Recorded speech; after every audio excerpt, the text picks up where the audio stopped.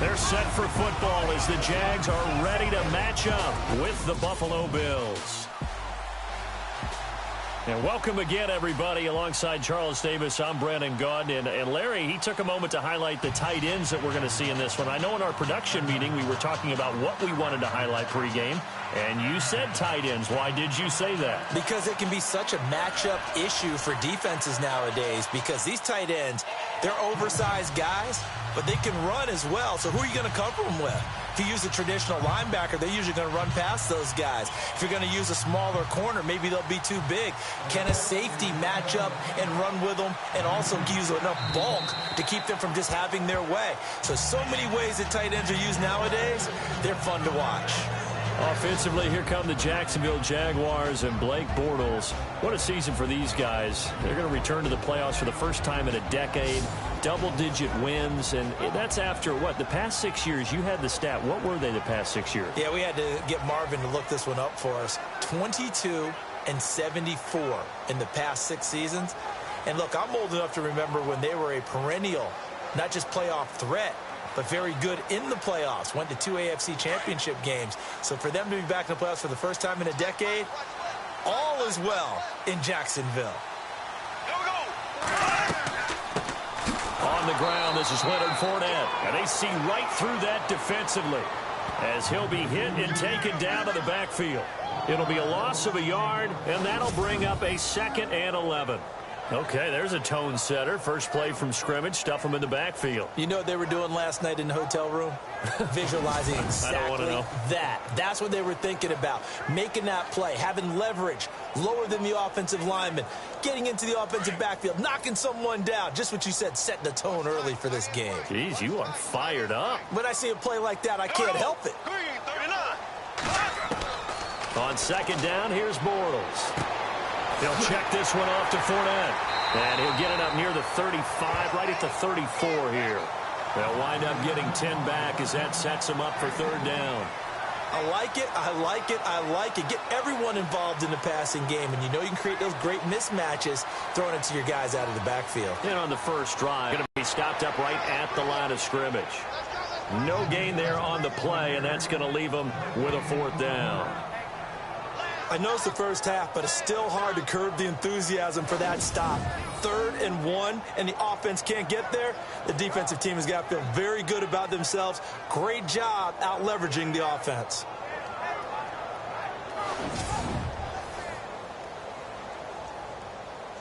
So on 4th down, here's Brad Nortman on to punt it away. Back deep for the Bills, Brandon Tate.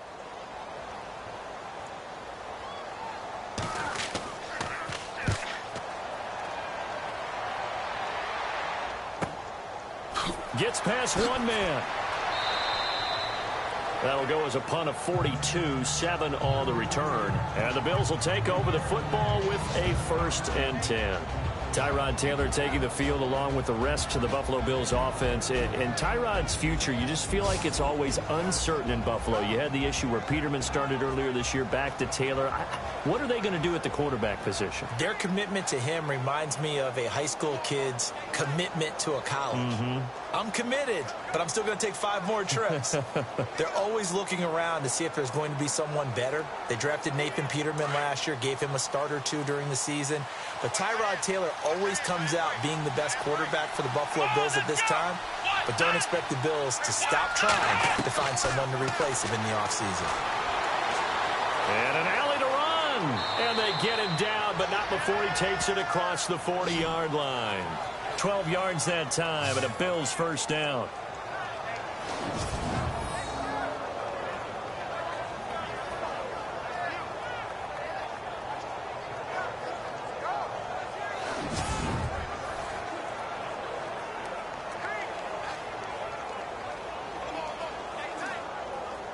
So the offense has it 1st and 10.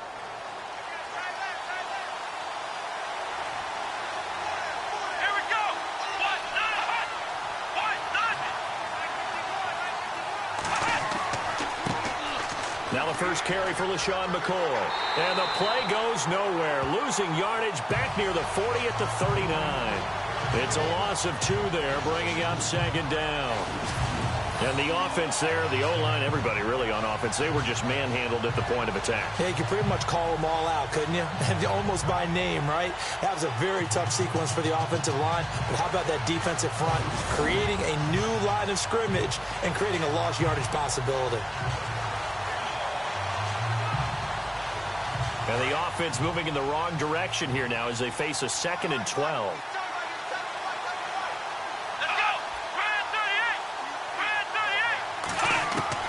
From the gun, it's Taylor. Over the middle and caught by the tight end Clay.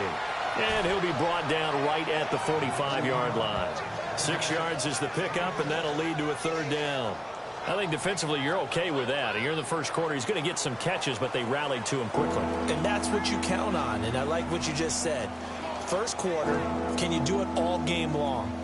They catch it, you tackle them, they go down on the spot. Because when you're able to do that and you don't give up big chunks of yardage after the catch, now you put the offense in a position where every series they have to work hard to pick up first downs, and you tend to stall them out when you do that. And he goes out of bounds. It looks like right at the 50. 4 yards on the pickup, and it'll be 4th down. How about this for an opening drive decision? You got 4th and short, just outside of field goal range in all likelihood. What do you do? I'm going for it. I've got to go get it right now. I want to establish a tone. It's early in the game. I want to let my offense know that I believe in them. And you know something else? I let my defense know I believe in them also by taking that gamble. If we don't get it, it's okay. You guys will cover for me. He gets us away. It's a good one. Drawing toward the sidelines. And a bit of a mistake there. This is well into the end zone for a touchback. The Jaguars getting set to go. And the last drive, the first drive for them, not very good. 3 and out. What do they go to here?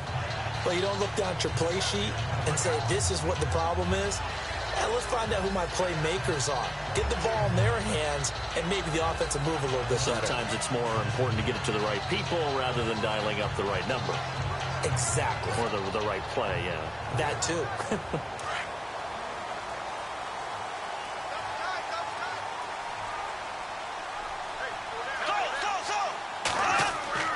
On first down, Bortles.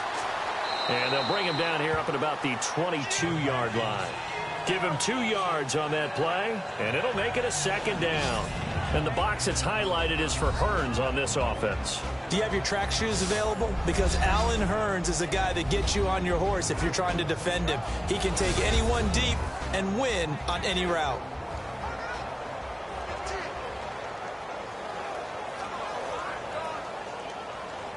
And they still need 8 yards for the first here on 2nd down.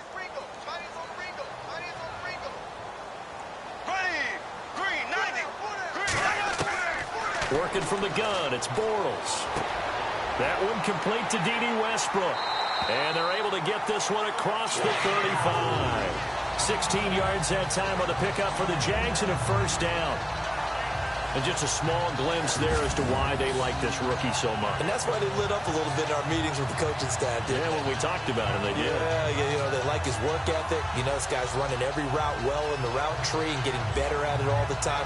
Really honing his game. They expect a pretty good jump out of him as things continue to move on. So here we go, 1st and 10 now.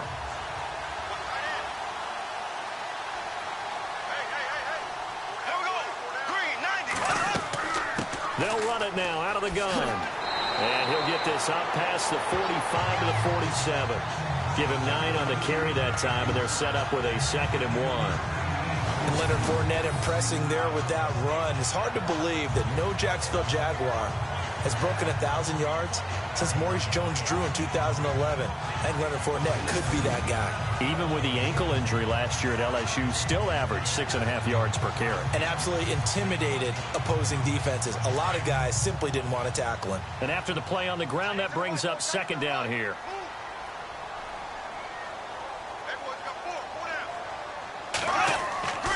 Again, it's Fournette. And he'll get it down here to the 43. They get 9 out of that one, and as a result, the drive continues. That O-line, they cleared a big hole there on that run. The athleticism of offensive lines continues to evolve, and we're seeing it here. Not only are they controlling things right at the line of scrimmage, but they're able to get upfield to get to what we call the second and the third levels. You know, get to linebacker spot, the secondary spot, getting all the way downfield with their blocking, which helps keep the running back clean. They'll try to continue that trend here this afternoon.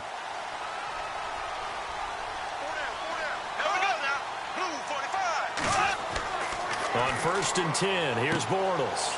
It's a short one here, complete to the tight end. 11 yards there for Jacksonville and a first down as well. When you execute a drag or a crossing route really well and give them a chance to let it develop a little bit, you can gain some significant yardage hitting your tight end on that one.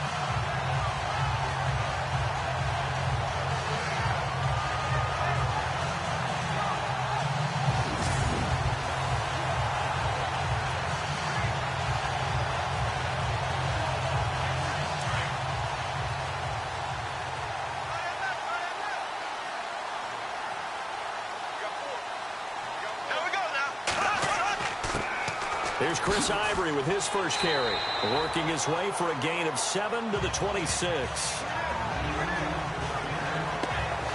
That run right there was an offensive line coach's dream, wasn't it? Guys picked up all their assignments, created a nice gap for the running back to get through, pick up 7 yards.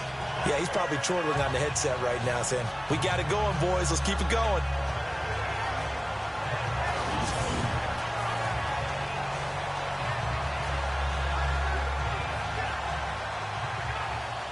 And here comes play number 6 on this drive.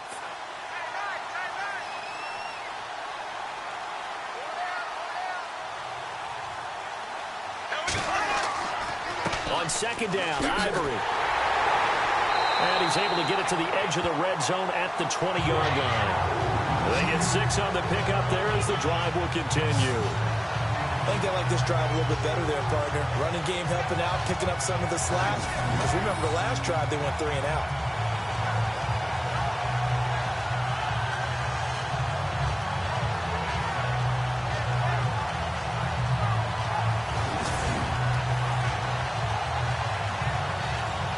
So they pick up the first down after the run, and now they approach for the fresh set.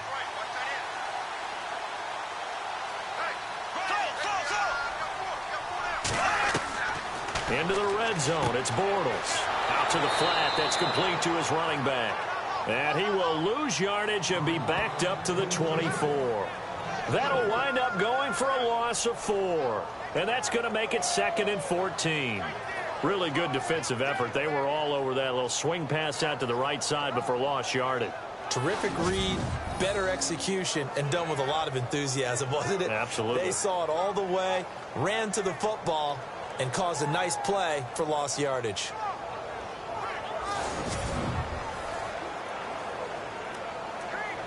Counting down toward the midway point in quarter 1.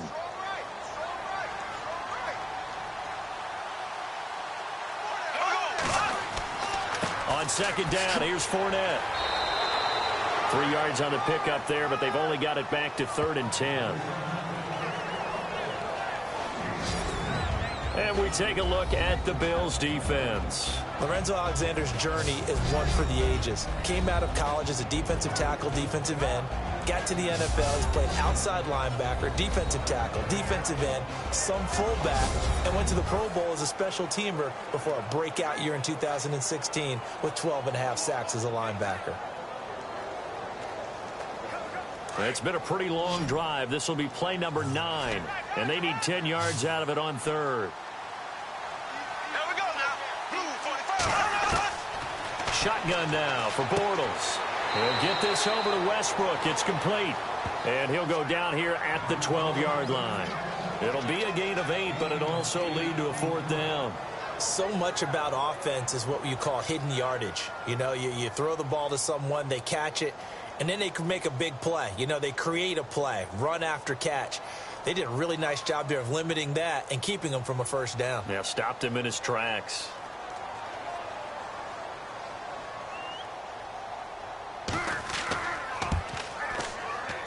And Lambeau will put this one through, and the Jaguars grab a 3-0 lead.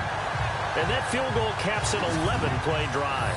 It's a lot of offense to run to only get 3 points, but they'll take them. Anytime you can put anything on the board, you run to your sideline somewhat happy.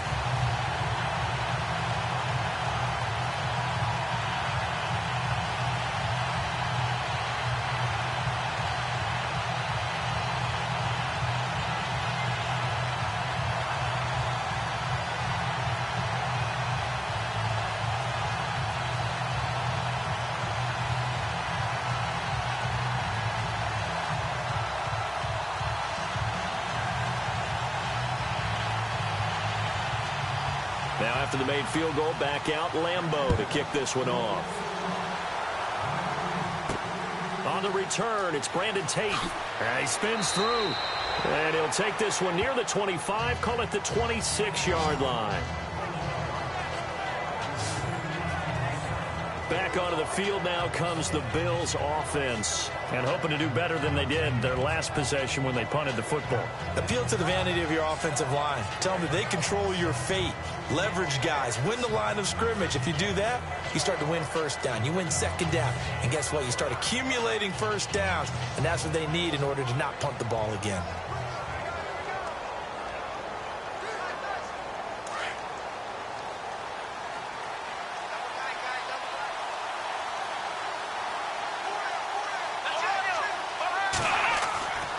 They'll start the drive with a carry by McCoy. And he powers his way up past the 30. 5 yards is the tally on first down. That brings up 2nd and 5. And the Buffet boys, the O-line, hopefully they're ready today. Listen, you got to feed them first. But if you do, you usually get a great product out on the field. And when they play well, the quarterback can't wait to feed them afterwards.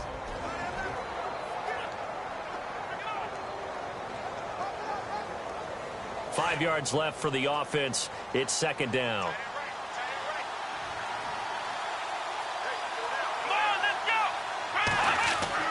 A fake to McCoy. Now it's Taylor. It's complete right side to Benjamin. And the play goes for 19 yards. Gives him a new set of downs.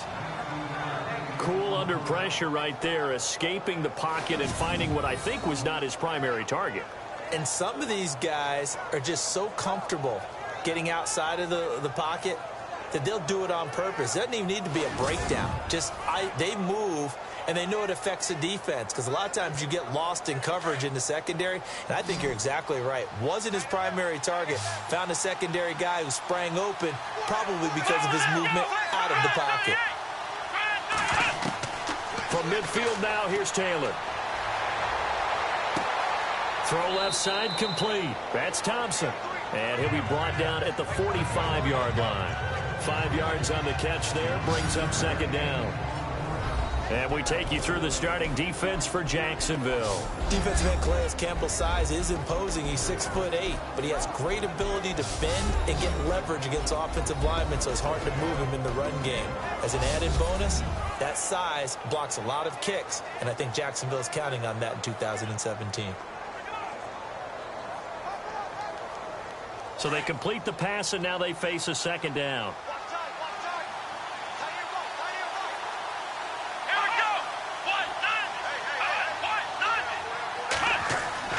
Here's Taylor. And the hit jarred it loose. It's incomplete. This team is not going to make it easy for you. They're a physical group, and we just saw it there on that play. They came in, made the contact, just as he's trying to haul it in.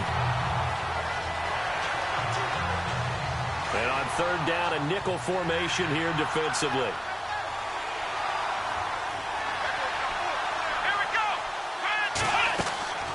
Now Taylor with a draw to McCoy. And he's going to be met at about the 43. 3 yards won't be enough here as that'll bring up 4th down. Speaking of the ball carrier there, LaShawn McCoy, a few weeks ago, he went over 10,000 career rushing yards. Just the 30th player in league history to do that. Hey, they call him Shady. He's hard to tackle, all right? That's why he has 10,000 career rushing yards. How about this season, though? This was the 6th season. He had 1,000 yards in a single year. He's absolutely dynamic, sensational, and they can also throw the ball to him as well. Cause a lot of problems for defenses, doesn't he? Yeah, and he's done all that before turning 30. Still 29 years old. 29 years old. That's really impressive. He's got the distance, but it's no good. Wide to the right, and this score will stay right where it is. So it's an empty trip downfield there as they get a missed field goal on 4th down. And I didn't see anything in the setup. It's a good snap, good hold. Yep. He just pushed it, and that one never wanted to come back. Out comes the Jaguar offense now as they get set to take over. And they had 3 points last time, but they didn't want 3 points because they were well within range of scoring a touchdown. We'll see if they can do better now. I'm with you on that one. Let's just go ahead and be frank about the whole thing. The only one happy about the 3-point. The kicker. Exactly. He put it through the post. That's going to help him at contract time. But that offense, they're thinking, let's get in the end zone this time. I don't know if that helped him at contract time. You could have kicked that one through. I don't know about that. Toe bash. I don't know about toe that. bashed it. Super toe. Green 90. Green 90. Fournette, a first down carry. And some room to maneuver. And he'll be taken down right around the 41-yard line. A nice run there, 9 yards. And it'll be 2nd down. If these kinds of lanes are available, you have to feel like he's going to have a pretty big game on the ground. Yeah, you can tell early on he's got a little burst in his step. And that's a big pickup right there on 1st down.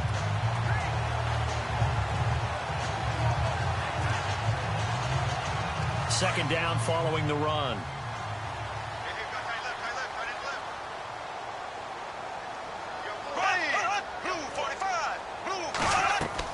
A fake to Fournette. Now it's Bortles to throw.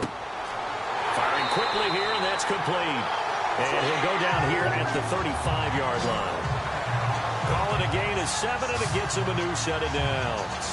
We've seen quite a bit of the short passing game here early on first quarter, haven't we? We have, and I think it works a couple of ways for this team because, number one, you throw the short game until they stop it. And if they're not going to stop it, you keep throwing it, and occasionally you'll break a tackle and turn it into a bigger gain.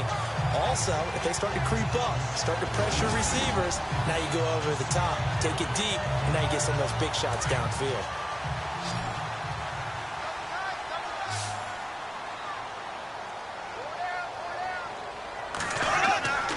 Bortles now on first down. Looking and finding Allen Hurns. And inside the 20 before he's brought down. 16 yards that time on the pickup for the Jags and a first down. That was a nicely run slant route, and what the receiver's trying to do is make the defender think he's going upfield for a deeper route and then breaks it off, usually after about 3 to 4 steps, and cuts towards the middle of the field. And now what he's trying to do is use his body to keep the defender away from the football and get the quarterback a really nice target.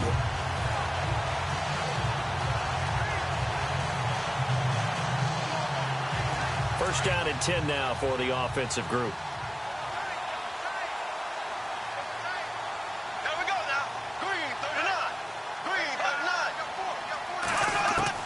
Inside the red zone here. They'll look to throw. Dumps it off to Fournette. And he'll take it down here just shy of the 15 at the 16-yard line. They'll get a couple yards on that one, and that'll make it a 2nd down. I know most of the time when the ball's in the air, you're thinking wide receiver, tight end, but running backs, they can be a big part of any passing offense nowadays.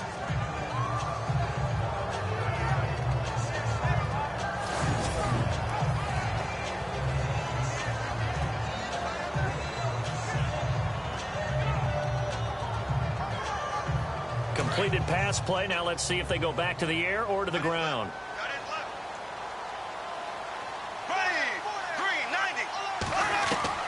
Now Bortles again. And he'll be taken down at the 2-yard line. First down, Jacksonville. The passing game looking sharp on this drive for the Jags.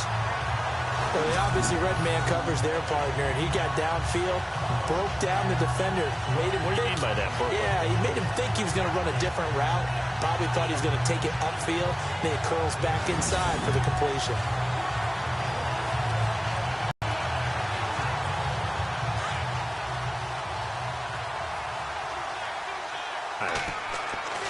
Now a play fake here on first down. Under pressure now, and he's going to go down just inside the 5-yard line. Kyle Williams able to run him down for a loss of a yard. On any first and goal, the real estate to work with for the offense is really cut down, and the defense knows it. So they often bring heat and pressure, which they did on this play. Got him down for a loss. Not a big one, but any loss of yardage in this position is tough for an offense.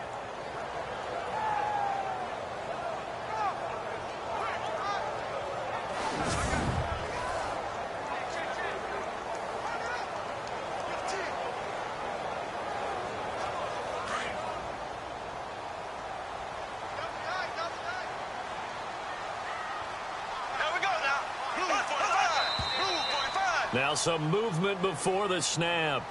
And we'll hear from our referee for the first time this afternoon.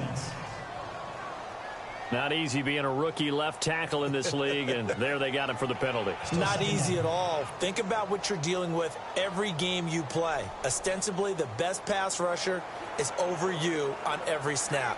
I'd be a little jumpy myself. And here comes play number 6 on this drive.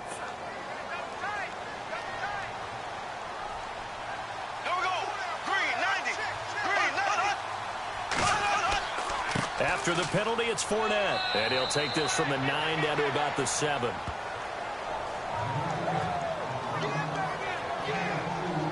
Partner, I know we're in a goal-to-go situation, but my goodness. Think about running the ball here. Not even a thought, is it? Defensively, they're in a prime spot. And I think the defensive guys are probably expressing themselves to them as well. I wouldn't run it here, guys. You might want to try throwing it. Bortles now on 3rd and goal. That's complete right around the 8. And this is going to result in losing yardage. They're driven back to the 8-yard line.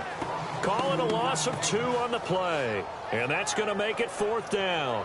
A pass for negative yardage, obviously no good. Maybe he shouldn't have thrown it, or maybe he shouldn't have caught it. And I think we were seeing it at the same time, weren't we? Maybe you let that one go, right? Because you can see the lost yardage about to develop. But that goes against every instinct of a receiver. They're taught to catch everything. So it's really hard to be mad at him and yell at him for trying to make that play. So out comes a field goal team now for the 2nd time here today. From the right hash here, should be an easy one. And Lambeau will put this one through. And that'll make it 6-0 here in the first. So the drive takes him inside the 10, but it ends with just 3. And a nice job defensively to rise up and make sure they didn't get in.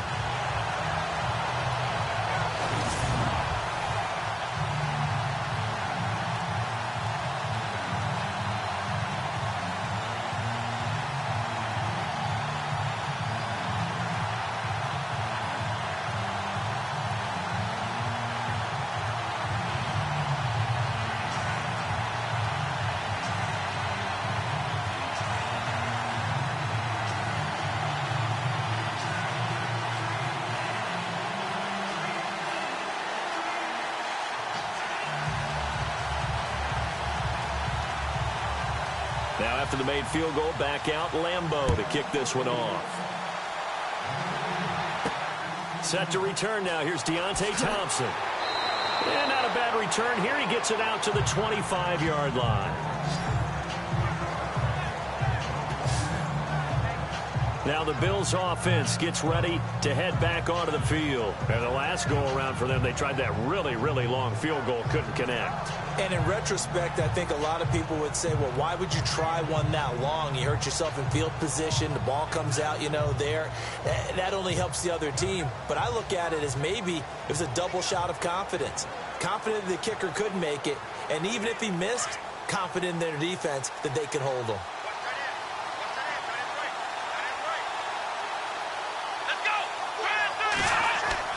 They go play action here on 1st down.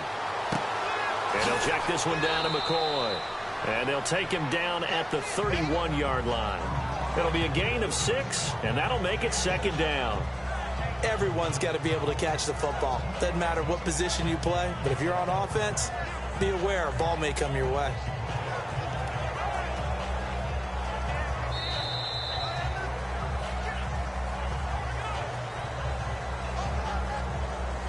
And we will not see another play as time has run out on this first quarter. 6-0 is our score. More from Jacksonville after this. The NFL on EA Sports is presented by Snickers. You're not you when you're hungry. Snickers satisfies. With Charles Davis, I'm Brandon Gaudin. Second quarter about to get underway with the Bills in possession. They've got it 2nd and 4 to start things out.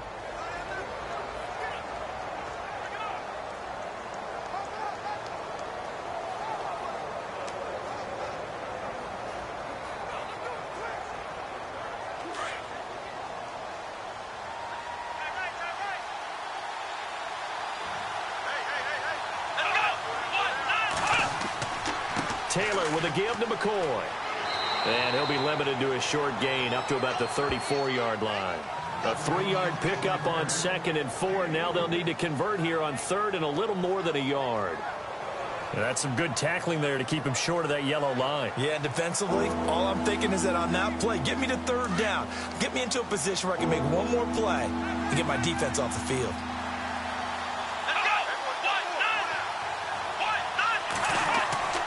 They'll try and run for it with McCoy. And he's able to get the first before he's taken down at the 36. They only get 2 there, but on 3rd and 1, that's all they needed to keep the drive going.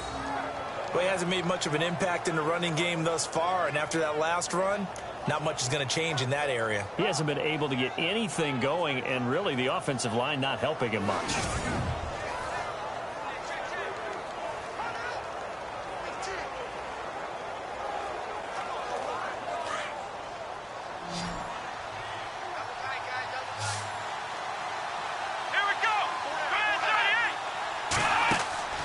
They go play action now. Taylor. Looking right sideline, but it's incomplete. Charles Clay is tight end, the intended target, and it's 2nd down. Well, Charles, we've talked about controversial rules a lot this year, but in that Cowboys-Raiders game, Derek Carr going in to try to win the game, fumbled through the end zone. Of course, that's a touchback. The other team gets it. Is that a rule that you like? What do you think? Listen, I'm actually for the rule staying as it is.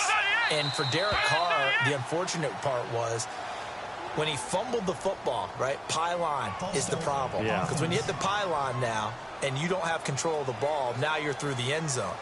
If he fumbles the ball, doesn't hit the pylon, it's out of bounds at that spot. And if you have downs left, it's still your football. So it's risk-reward. Just bad luck in some cases about where the ball actually ends up and what it hits on its way out. So I don't want to reward the offense anymore and give them extra opportunities. Ball comes out of his hands, hits the pylon, reward the defense. You help cause a fumble. Yeah, it was just such a big week with the ruling catch, no catch, Pittsburgh, New England, and that play. And that was a big game for both of those teams. It certainly was. And you're talking about week 15 of the NFL season in 2017. You're exactly right. We'll look back at a couple of rulings that may have altered some teams' opportunities to make the playoffs. He'll get 2 yards back, but it's going to leave him with a long 3rd and 13. I do know from experience that when you slow down someone's running game, you're now doing the dictating on defense. And guess what? Now you're getting ready to tee off on their quarterback because they have to throw it all the time. But you still have to be alert for the draws and other plays of that nature to make sure you don't get hurt. 3rd and long, it's Taylor. And that is incomplete. I tell you, Brandon, this defense is playing with some confidence. They haven't allowed a point yet. Flying to the football. I'm telling you, it's almost 11 to the ball on every snap. Another nice job there to force an incompletion. Here's Colton Schmidt now. On for his 2nd punt. He'd take a repeat of his first.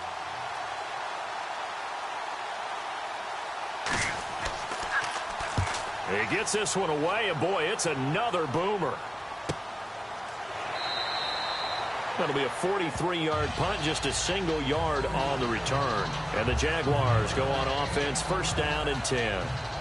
The Jags and Leonard Fournette making their way onto the field. He's been good. His guys are winning. So far, the recipe working here in the 2nd quarter. And he doesn't like to just tote the rock. He wants to carry his team on his back. And that's what he's done throughout this game. Yeah, he's done that. He'll be hoping to continue that trend.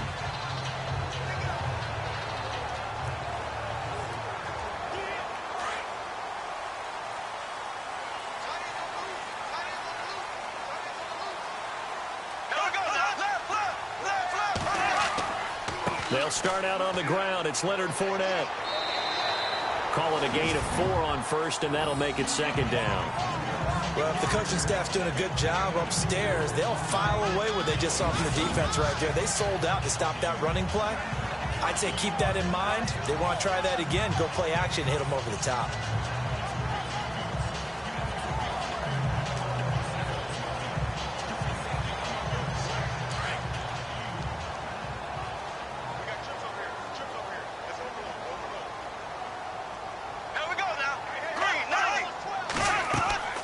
Now a play fake. Bortles.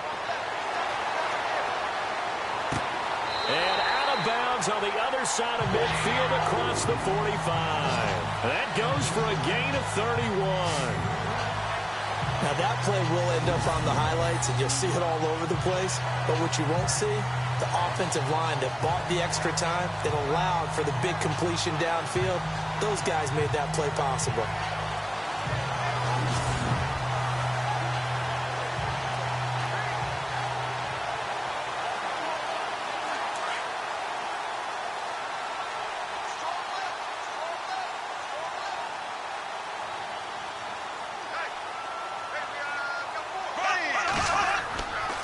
Bortles on the give to Fournette. And running room scarce here. He's going to be stopped in his tracks at the line of scrimmage. No gain on the play. It'll be second down. And he got off the end there very quickly to make that play. Yeah, it was almost like the bullet train, wasn't it? I mean, just zoom. Quick, quick, quick. And what a terrific play, holding them to no gain.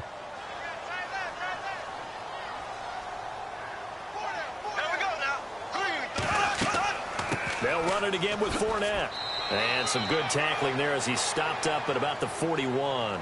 Call it about a gain of 3, and they'll be looking at a 3rd and 7 coming up. Well, that call makes sense because they've been throwing it well on this drive, and once again they show passing formation, showing the shotgun. Then they ran out of it. That's a nice play by them defensively, though, to hold it to a short gain. The Jaguars on 3rd down.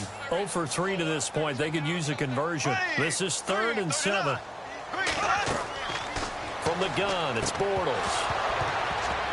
And he couldn't hang on to it through the contact. Incomplete. You get a tight end like this, and you know he's used to dishing out punishment, but here, he's one that has to absorb the contact, and as a result, unable to hold on to the football. So now they're going to send out the field goal unit to, as they say, fire away from long distance. So this will be spotted on the midfield logo. It's a 58-yard attempt. He had the distance, but it's no good. Wide to the right, and this score will stay right where it is. So it's an empty possession, and as a kicker, not the way you want to start your day's work. And now each team's missed a field goal here so far, Brandon, so apparently neither guy is immune.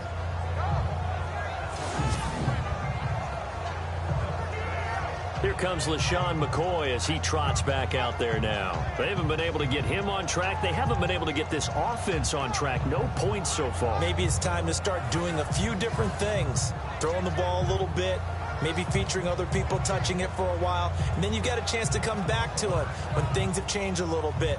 They have to make an adjustment. Now, still time for him here as we sit in the second quarter. Two sides to every coin. This is the bad side of missing the 58-yarder. Now they start at the 48. Come on, let's go. Play action. It's Taylor. And nearly picked off there. Almost intercepted. Instead, second down. Well, we got a second here. Thinking back to Week 15, a cool moment in that Panthers-Green Bay game. Did you see the video of Cam Newton and Clay Matthews? I did, and you know when you watch it, and you know what everybody told me when they're watching it live, you could see something happening because the commentators were talking at that time. Then they took the commentators' voices out, and you caught everything. So let me see if I have it right. Cam Newton, quarterback for the Panthers, had some by-play with linebacker Clay Matthews of Green Bay. And Clay was telling him he knew he was about to call, right? Yeah, Clay was saying, well, yeah, guys, watch for the wheel route. And Cam said, oh, that's cool. You've been watching film? Well, watch this. And he switched the play and threw a slant to McCaffrey for a touchdown. How great is that? The back and forth. So Clay Matthews did his homework, but they changed it up, right? Because it looked like a wheel, and he turned it into a slant. That's an excellent counter play by the Carolina Panthers. What a cool moment. Cam Newton and Clay Matthews.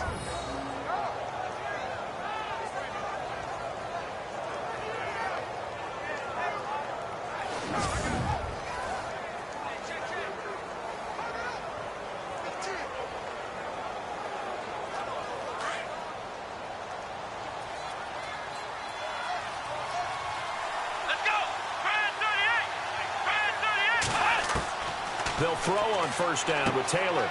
Benjamin with it over the middle. And inside the 20 before he's brought down. Another nice gain, 13 yards that time, and another first down.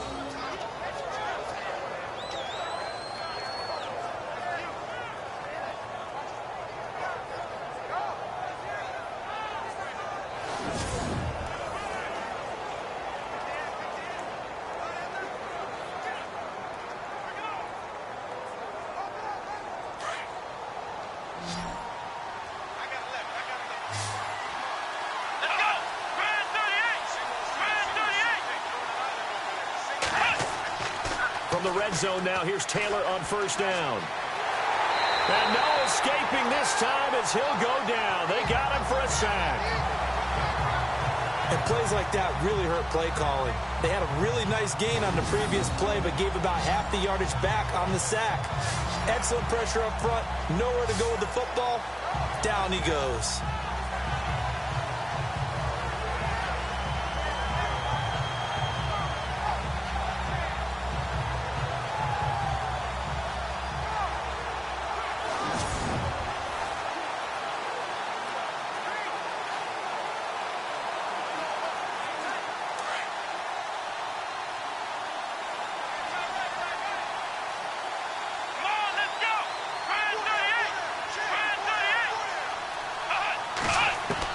Now Taylor to throw on second down. Over the middle and caught by the tight end Clay.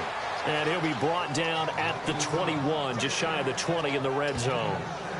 Not a big window to throw. Coverage wasn't too bad there. Yeah, they had him under wraps pretty well, but somehow able to muscle his way open and catch the ball. The Bills on third down. They've only converted once in 4 tries. This is third down and 12.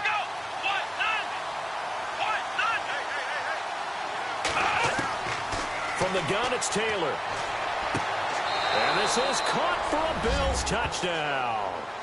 Brandon Tate from 21 yards away. And the Bills are an extra point away from taking the lead.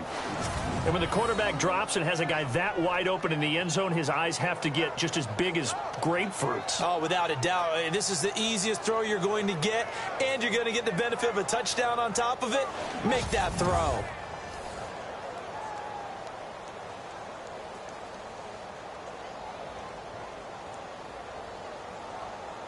Stephen Hauschka for the point after.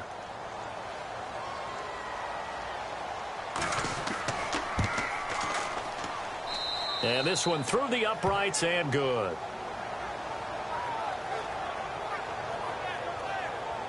That time a 6-play drive. And it culminates in a Bills touchdown.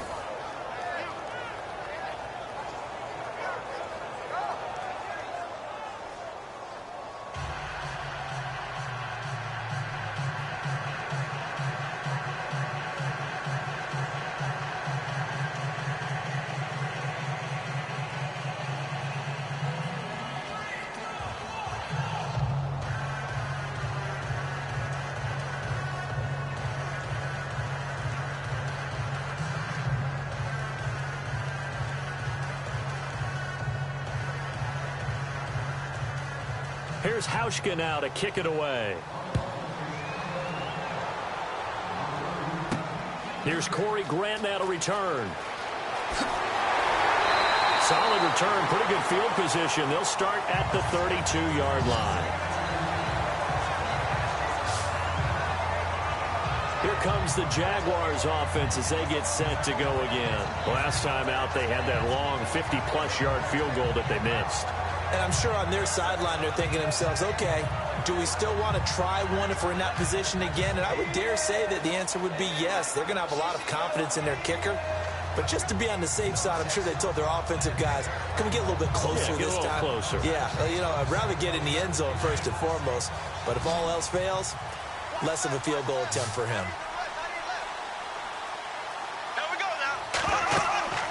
They fake the handoff. Now Bortles completes it left side to the tight end Lewis.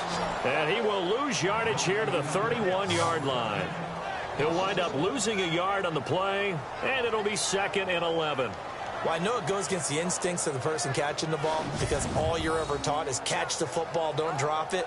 But drop it there. Yeah, in that situation, dropping it would have been better. End up losing yardage, even though they completed the pass. As good as a sack. Yeah, how about that? Although they won't get the same credit for it, and it won't help them at contract time.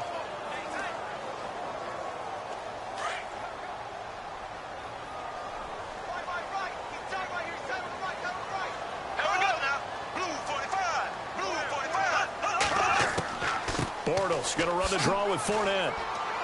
And nothing doing. He's immediately taken down at the line of scrimmage. No gain that time, and it leaves him with 3rd and 11 coming up. So nothing there. I don't know that that's all in the back, though. You got to look at blocking there, don't you? I would agree with that totally. At some point, they have to win at the point of attack. Instead, it was the defense getting it done again and holding them to no gain.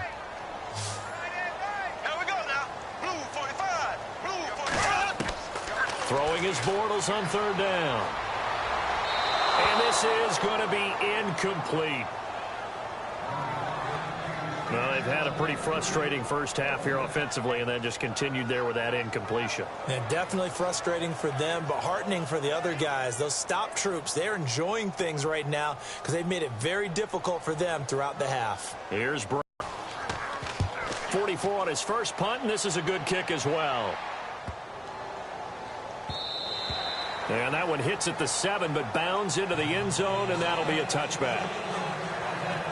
The Bills offense coming out, ready to take over. And they're hoping to redo their efforts in the last drive when they got into the end zone. And just think of what it's like now on the sideline, because when you score a touchdown, you have to go over and look at the tablet and see what you did on the last drive.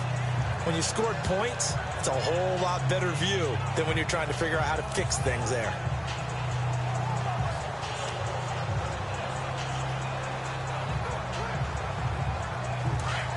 Looking to jam the receivers at the line here. Press coverage look defensively.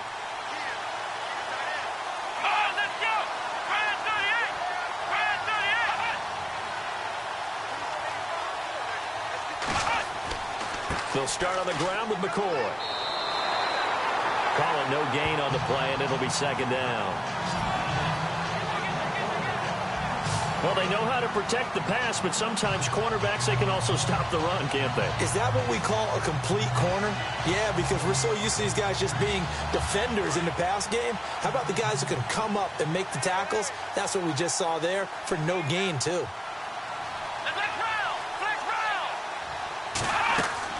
They'll go again to McCoy.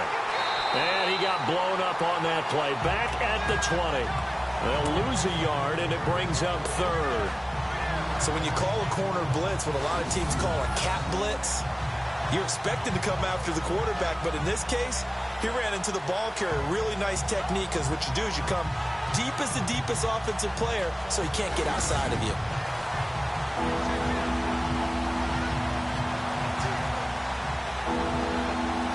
The Bills on 3rd down. 2 for 5 to this point. This is 3rd and 10.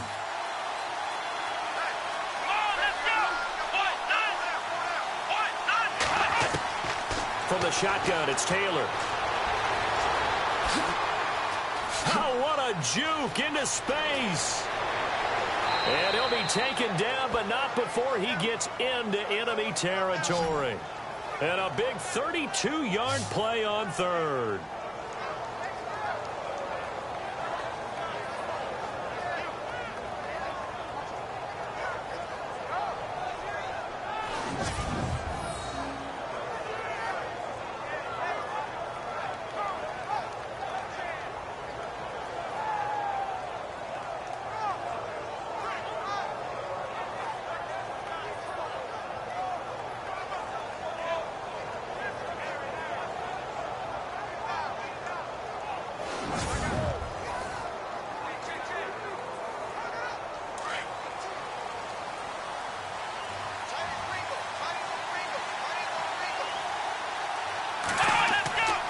Now a first down carry here for McCoy. And he's going to be stopped up at about the 47-yard line. Give him a couple on the carry there. 2nd and 8. Looks like they're establishing a pretty good pattern here because they've been very heavy in the running game on the last 4 plays. Yeah, you took the words right out of my mouth. So far, 4 plays in this drive, all 4 on the ground.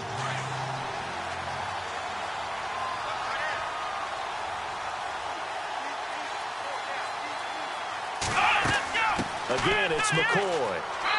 And able to push his way forward here for a good little gain. 5 yards on the pickup, and all of a sudden here it's third down.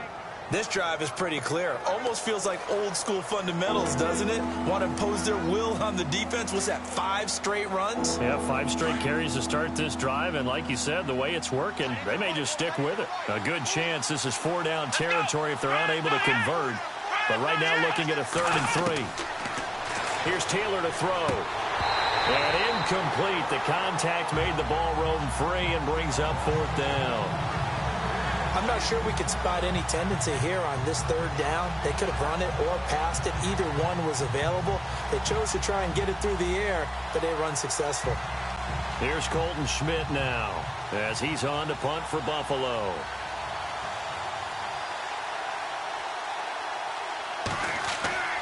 He'll look to throw, and he's going to let it go deep. And this is incomplete. A huge gamble, and it does not pay off. They fake the punt. It doesn't work out. It's such a risky play there to fake it. You're either the hero or the GOAT. Here they're going to be the GOAT. Unfortunate, too, because you know they thought they had something there. They don't call it just to call it. They don't just say, oh, what the heck, let's go ahead and fake it here. They feel like they've got something on. They've got the defense in the right spot. Just unsuccessful in that opportunity.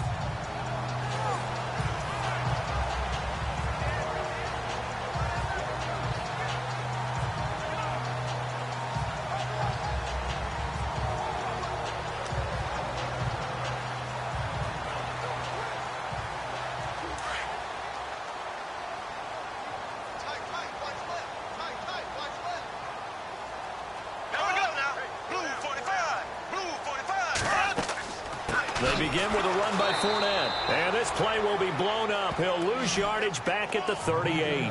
A loss of a full 3 yards, and now it's 2nd down. Every year I go to the combine and marvel at the speeds that linebackers are running nowadays. They run like DBs. And let's face it, they know how to finish plays too. Eyes up, head up, run right through them.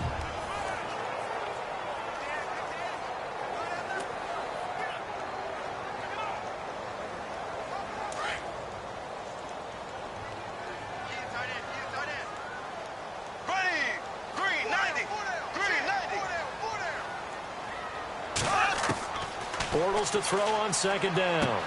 And he'll go down right around the 47 this time. And they'll get 9 there as that sets him up better for 3rd down. That throw has to be a quarterback's dream, doesn't it? Big tight end, curling in the middle of the field, so it's great sight lines for him. And when they show their numbers back to the quarterback, when they sit down right there, that should be pitch and catch. The Jaguars on 3rd down. A pretty woeful 0 for 5 thus far. This is 3rd and 4. The play fake to Ivory. Now Bortles. Open man is Westbrook, complete. And he's going to have the 1st down, yardage to the 35. A big one there for the Jags. 18 yards, 1st down. And, boy, they had high praise for this rookie receiver when we asked the coaches about him, didn't they? They certainly did, and obviously they liked his measurables. Otherwise, they wouldn't have brought him onto the team. Height, weight, speed, all of that. But how about what they really said? Competitiveness. That's what they really liked about him. The way he goes after the football, competes for it, and decides when it's in the air, it's his and only his.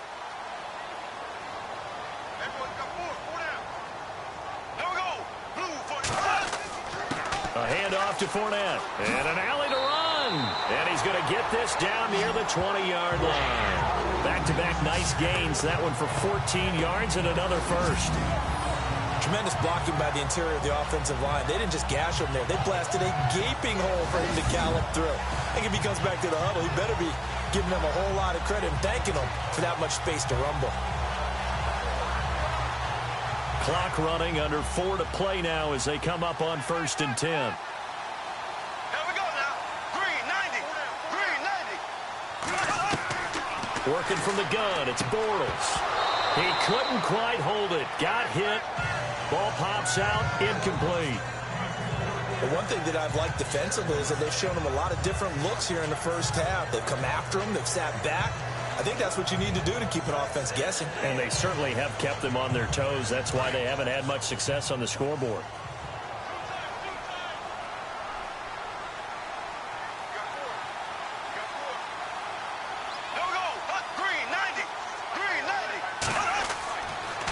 Fournette on the counter.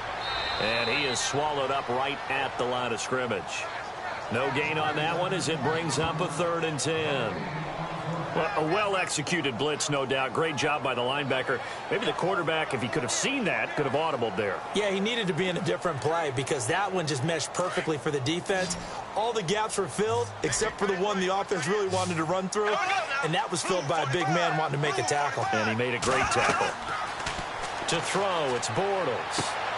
And it's caught.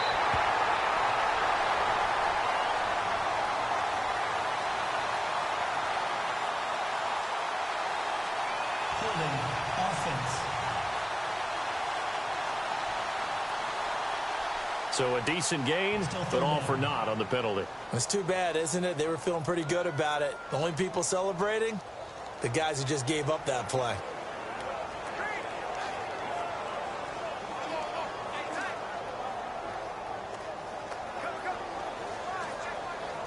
The Jaguars on 3rd down. They've had their troubles, just 1 for 6. This will be 3rd and forever. Here we go. Blue 45. Blue 45. Shotgun now for Bortles. And it's a short one here, complete to his tight end. And he'll be brought down at the 27-yard line. They get only 4 that time as that leads us to a 4th down. That's certainly playing down and distance very well by the defense, isn't it? Take whatever you want underneath, by all means. So on 4th down, Doug Marrone going to send out his field goal unit. This from 44 yards out, left hash.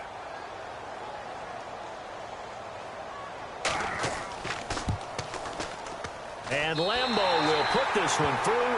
And with that, they'll take a 2-point lead here in quarter number 2. So it goes down as an 8-play drive, and they cap it with the field goal. Yeah, they were able to pick up a few first downs along the way, but they couldn't keep the momentum going.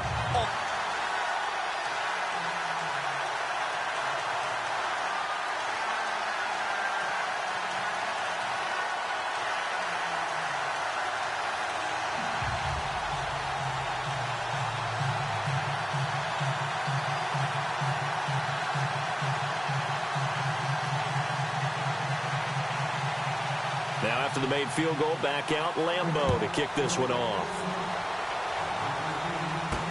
This will be taken to the back of the end zone. And he'll take it back to about the 19-yard line.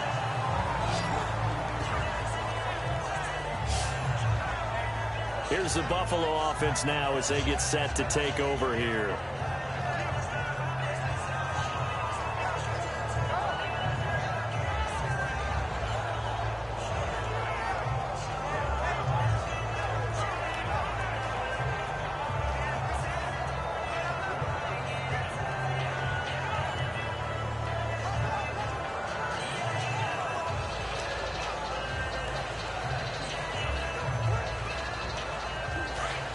Looks like the defense in press coverage here. Come on, let's go. What?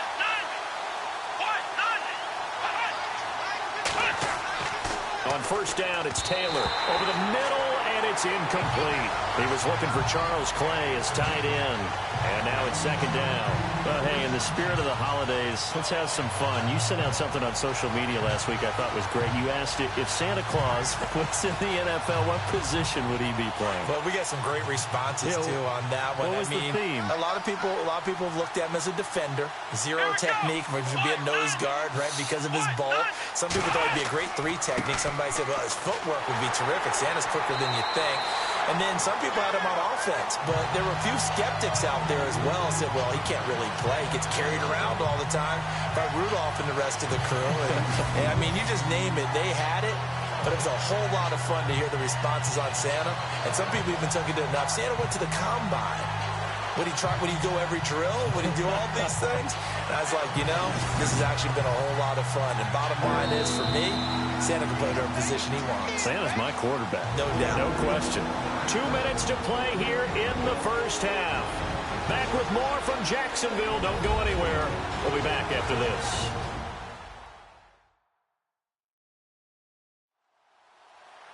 In just 2 minutes' time, don't forget we'll get you to Orlando for our halftime report. To bring it to you, who else but Larry Ridley? Now that man knows his football. Go get him, Larry.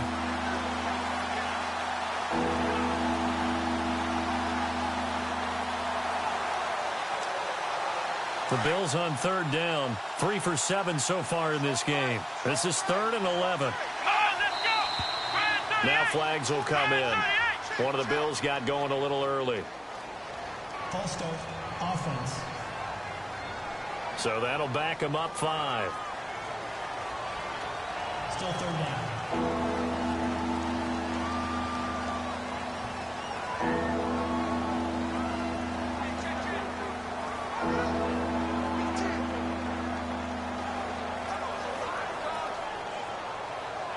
So that penalty, the offense shooting themselves in the foot a little bit. Now 3rd and 16. After the penalty, it's McCoy. And they'll bring him down here right around the 17-yard line. And now the Jags defense deciding to call a timeout. It's just their first, so they'll have 2 remaining here before we get to halftime.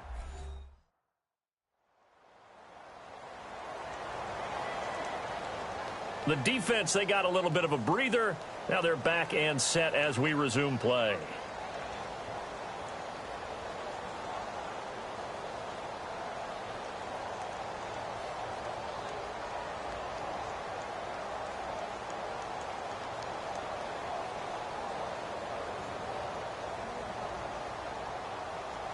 Here's Colton Schmidt now, standing just outside his own goal line.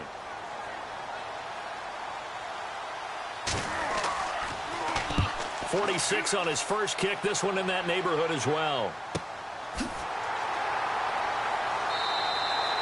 So a change of possession here on the punt. And out will come the offense as they take over. Leonard Fournette making his way back out there. We're in the second quarter. They've got the lead. The lead, though, not so much because of the ground game, because of their air attack, Charles. So what they're seeing so far is the possibility of things loosening up later in the ground game. Through the air first, maybe they have to start respecting that even more as the game goes on, and then there will be running lanes to find later. Yeah, trying to get him more involved here on this drive, maybe.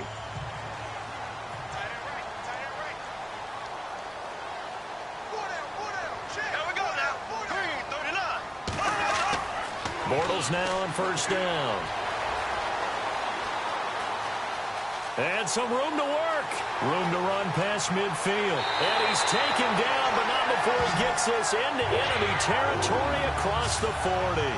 23 yards on the play.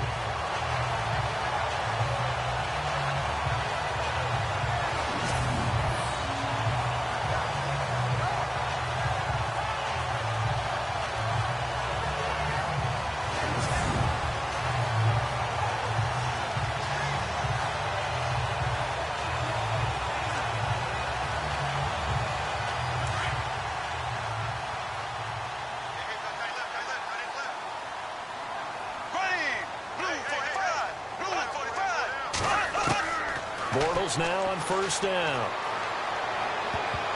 Oh, incomplete. The rookie had it and lost it there. And it'll be second down. Tremendous coverage there. Just did not catch the football and complete the interception. But what do they say all the time? If he had really good hands, he'd be playing offense.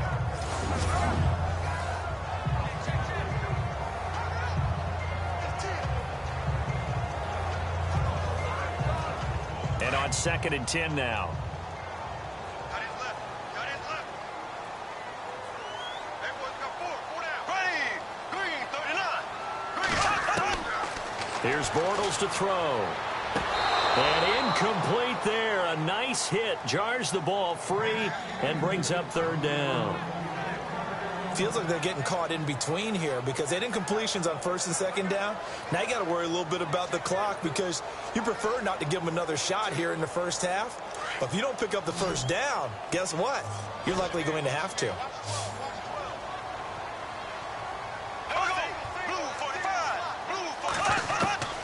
From the gun on 3rd down, Bortles. And that is incomplete.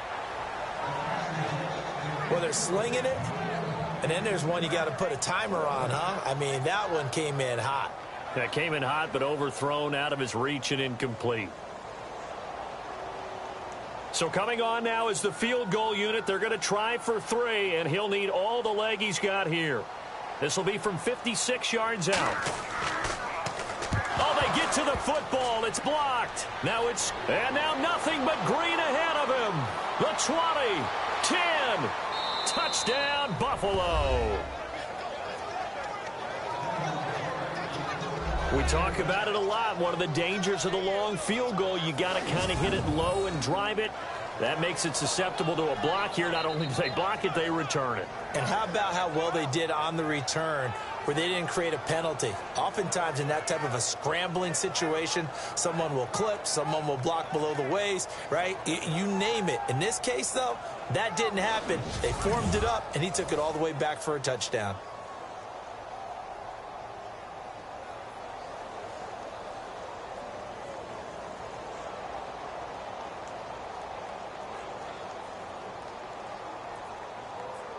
Now Hausch could attack on the extra point.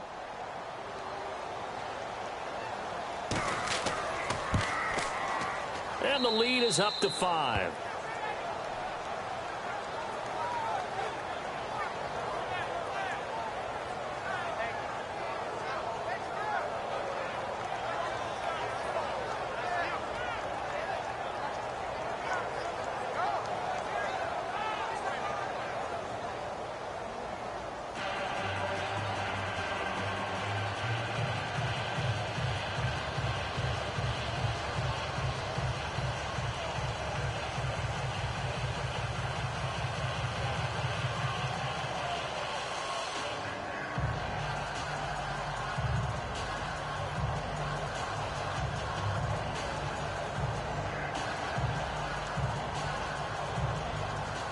Hausch now to send this one away following the score. This one taken just inside the 10.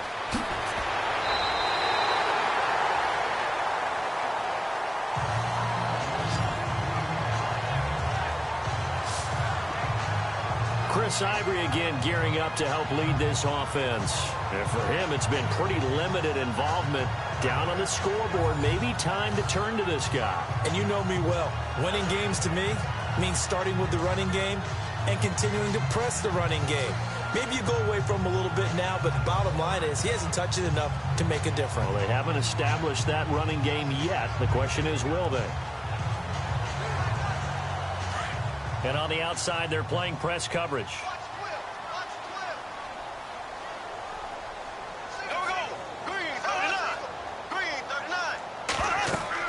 On 1st and 10, here's Bortles. He'll set up the screen to Fournette.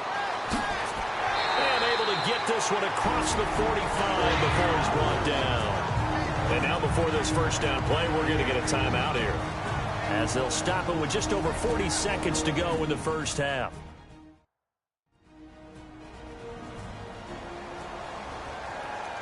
So the offense takes the timeout, and they are back out and ready to rock.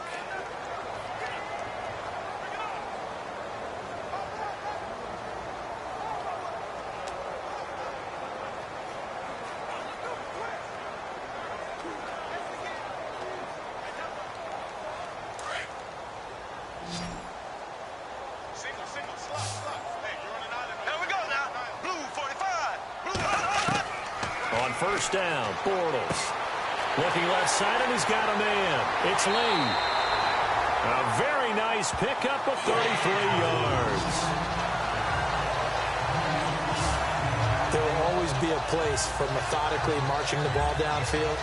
But when you can pick it up in big chunks and strike like that, have explosive plays, that's often the difference in winning and losing.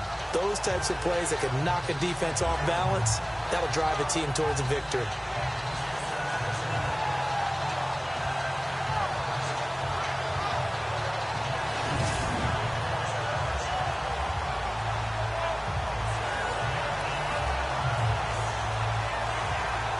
And now 1st down following that long gain.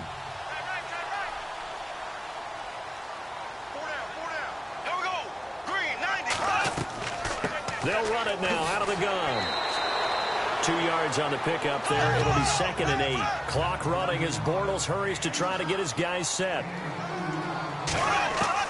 Now Bortles throwing on 2nd down. Got his man. It's caught. Touchdown, Jaguars. And while that touchdown does not give them an insurmountable lead, it's still a lead, and that always feels good to a team. They'd love to take that into the lockers, but a little time left on that clock, so some work to do. I like that. I like how you're guarding against a letdown there. Marty looking forward. Coaching them up from right up here in the booth.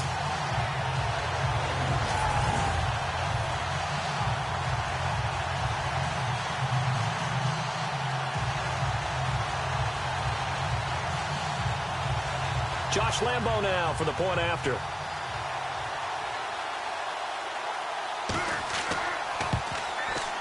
And the lead is now 2.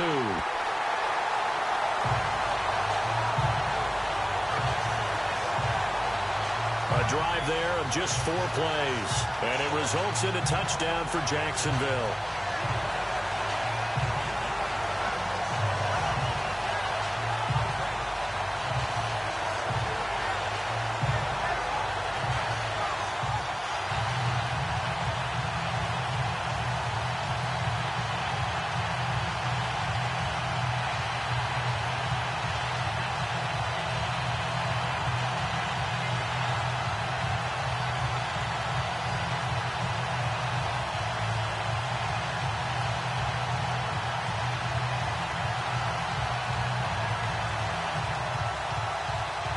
Here's Lambo out to kick this one away.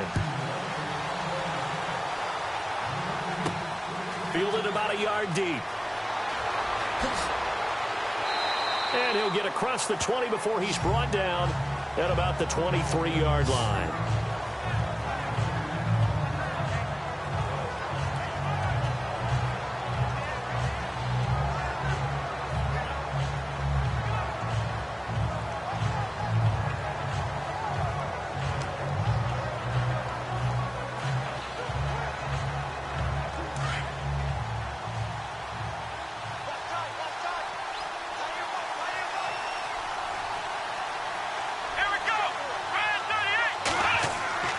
Now Taylor going to hand this one off to McCoy. And a nice run past the 30-yard line there. Now a timeout taken. Perhaps a chance for one more quick play and then another timeout if they hurry. We'll see.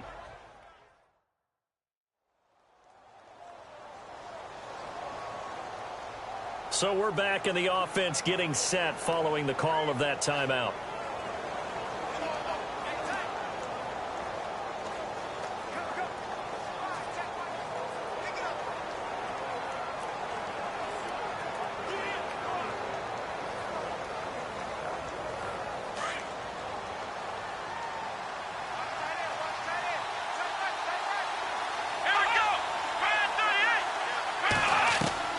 On 2nd down, Taylor looking for Benjamin, but it's intercepted. Picked off at the 38. That late in the clock, 2nd quarter, why not just run it a time or two and get it into the locker room? What you're saying makes absolutely perfect sense. Run it and get out of there. But I'm just wondering if the pressure of today's NFL and the high-powered offenses that you're facing may have forced them into saying, let's try and get some more points.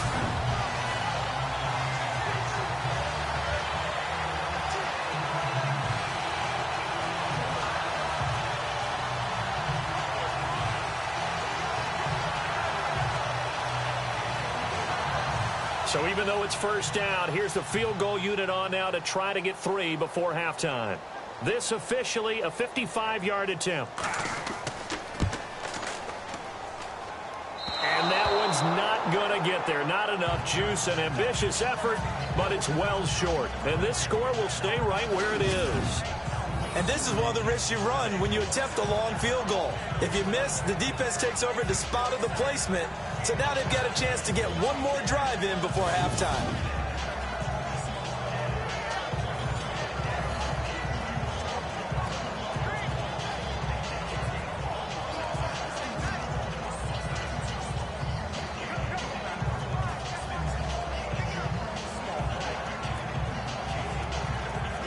And unless this is a quick incompletion, this is likely the last play here of this first half.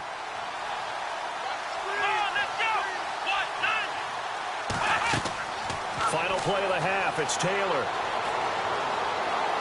And he'll get it out a couple yards shy of midfield at the 48.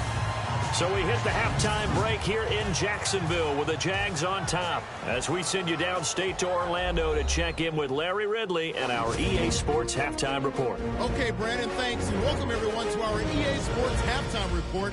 Let's get to the highlights. The Jaguars are happy to be in front right now and just want to play 2 more solid quarters. The Bills didn't play their best, and they'll need to be at their best now to come back. All right, let's get it going. Here's the first half highlights. About halfway through the second, Tate's found on the quick pass and is going to be caught for the touchdown. Jaguars have it late in the second. Bortles got the completion from the gun, and he'll be tackled at the 21-yard line. Staying late in the half, it's Bortles hooking up here with D.D. Westbrook, and this 4-play drive goes for a touchdown. Jaguars up now by 2. All right, LR, thank you, my man. Still anyone's contest, just a 2-point game as we get set for the second half.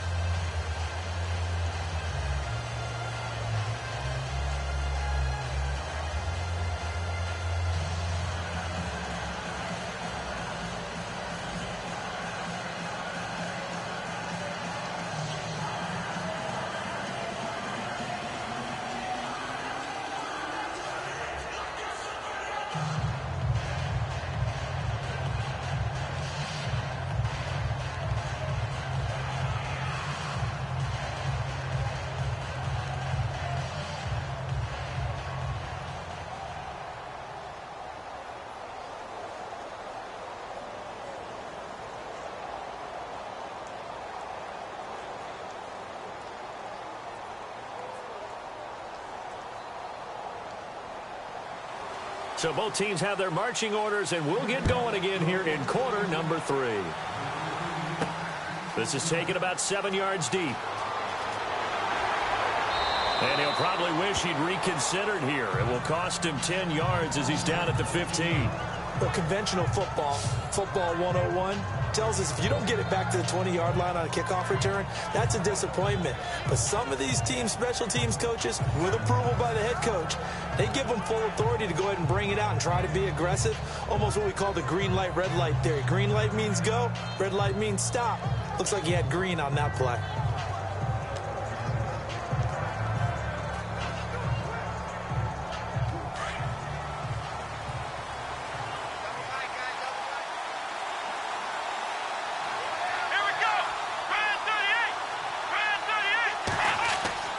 Now a play fake here on first down.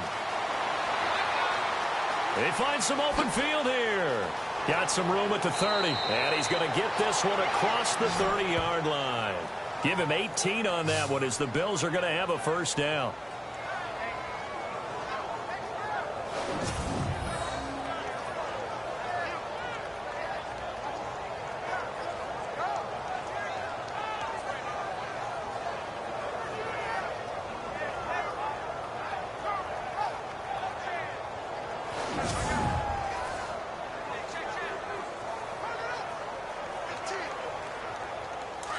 Looking to jam the receivers at the line here. Press coverage look defensively.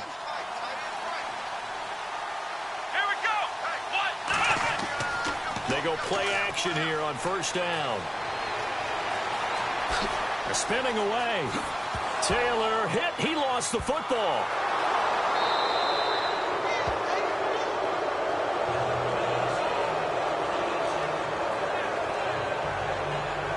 And a little bit of good fortune there. He wasn't able to get it back, but he did have a teammate on the spot able to retain possession for them.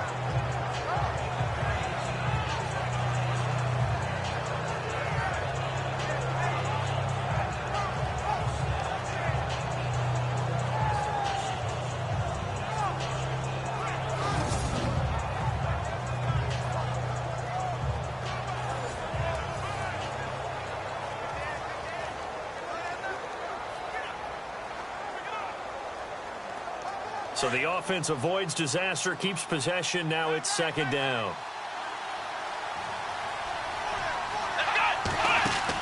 They'll run it now out of the gun. And he'll get up near the 45. They'll spot it at the 44.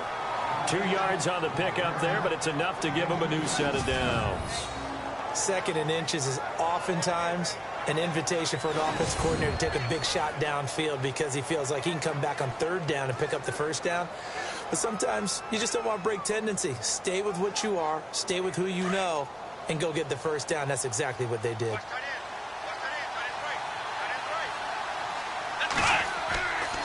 And they'll keep on the ground with McCoy. He had a great move, but he'll still be stopped shy of midfield. 5 yards on the carry. Good pickup on 1st down. Getting had a ton of success here so far, but you get the feeling that he might be on the verge of popping one. Yeah, even on that one, there was a little bit of a hole, but it closed there quickly at the end.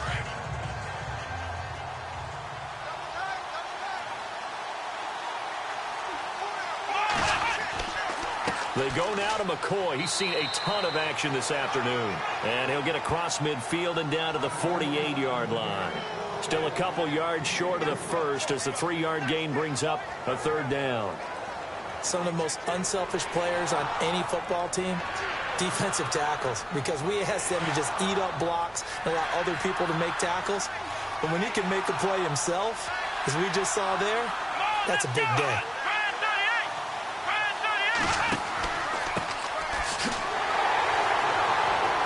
And he has the 1st down yardage before they bring him down right at the 45. Only 3 there on the pickup, but that's enough to move the chains. That's quite a spot there for his 1st carry of the game, but obviously they had plenty of faith in him, didn't they? No question about it. And here, why not go with the fresh legs? Able to push forward, pick up that 1st.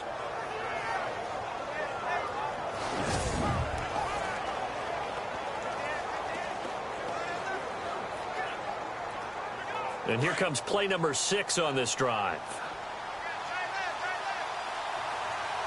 Here we go. Now a handoff here to his running back. And he's going to fight his way forward here for a modest gain. It's a pickup of 4, and it'll bring up 2nd down. Tough running there. That's a hard-earned 4 yards. Yeah, those are the unsung kind of runs. They don't fill up the stat sheet, but they do set you up in good position on 2nd down.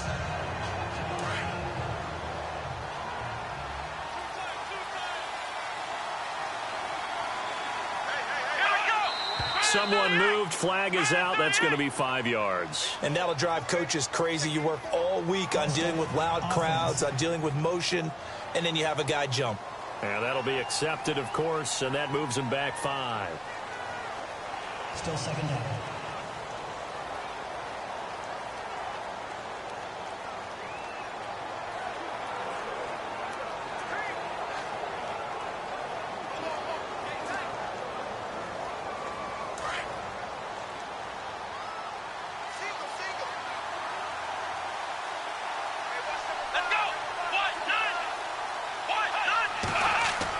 A fake to McCoy. Now it's Taylor. And this is incomplete. He was trying to get it to LaShawn McCoy. And it'll bring up 3rd down. Sometimes the coverage is so good, no matter what you're doing on offense, you just can't shake anyone free. They try their best to find someone open, but they took away every passing alley, every angle, and shut the play down. The Bills on 3rd down. Not quite 50%. 4 for 9. This is 3rd and 11. They go play action with Taylor. And he'll be brought down at the 45-yard line.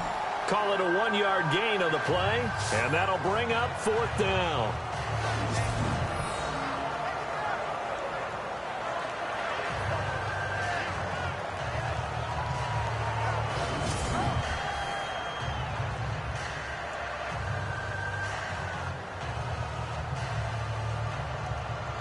Here's Colton Schmidt now, as he'll punt it away for the 4th time today.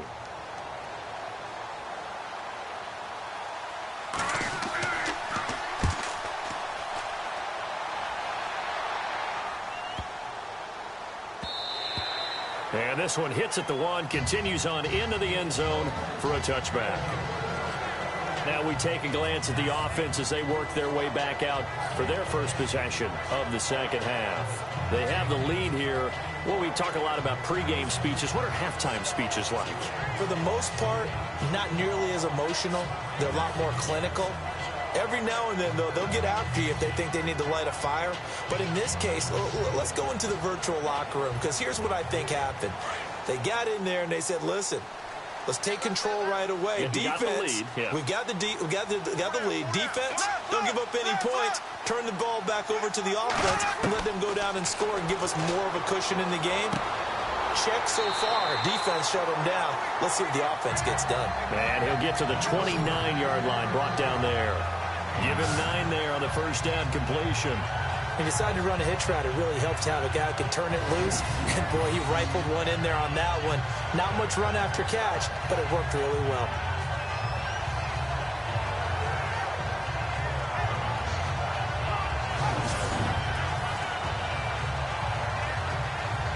Second down now after the pass completion.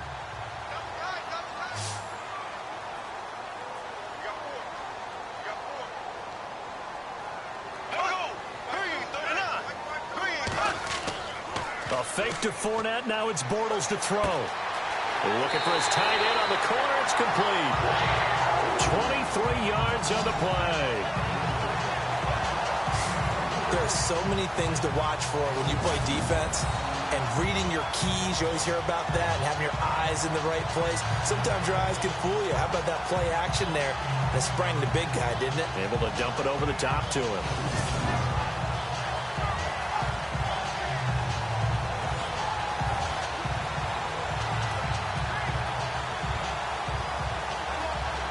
So after that big play, let's see if they can catch their defense maybe on their heels.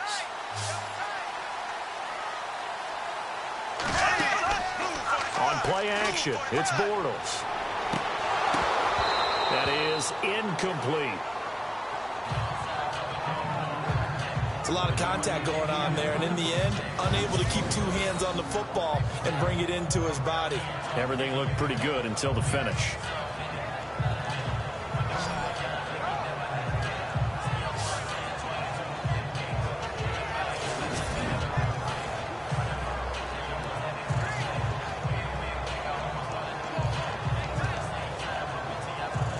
So the incomplete pass brings up second down.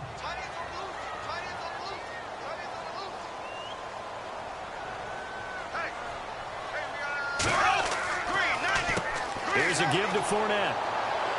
And he'll get this down only to about the 46. Just a couple on the pickup there, and now it's third down. This is what happens sometimes when you abandon the running game. It's hard to get back to it because once guys get out of that mentality of firing out and hitting people, hard to get them started again occasionally. The Jaguars on third down. Just 1 conversion in 8 tries. Not good. This is 3rd and 8. From the gun, it's Bortles. And he is going to be hit and taken down. Bortles sacked. Kyle Williams able to get him down for a loss of 11 on the play. And it'll be 4th down. And we say it all the time, have to be able to get rid of the ball sooner than that. You have to help your offensive line out. They're going to protect you as best they can. And if you're getting 3 to 5 seconds to throw the ball, they're doing a really nice job. But when you hold it and give up a sack, you're really almost discrediting their work.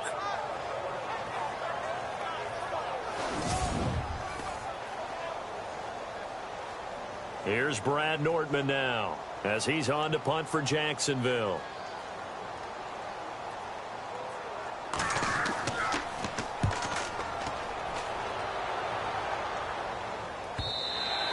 And not what he was hoping for there, as this will hit in the end zone for a touchback. The Bills getting set to go. These guys had to punt their last possession, and that's become too familiar of a refrain. Too many of these drives just wound up going nowhere. But you know how in baseball, when the pitcher gets a base hit and he's on base, they bring his jacket out to him to keep him warm? A lot of times the punter goes to the sideline, puts on sweatpants or a wrap over his leg to keep it warm. He might need a massage from the trainer right now from all the work he's getting.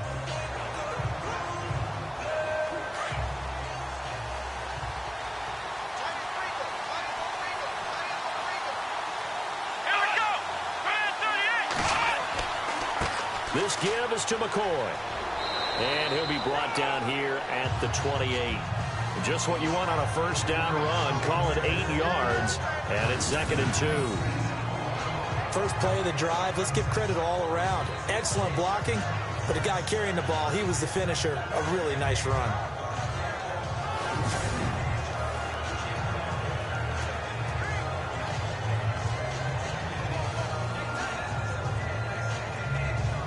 Offense in a good spot here. 2nd and 2.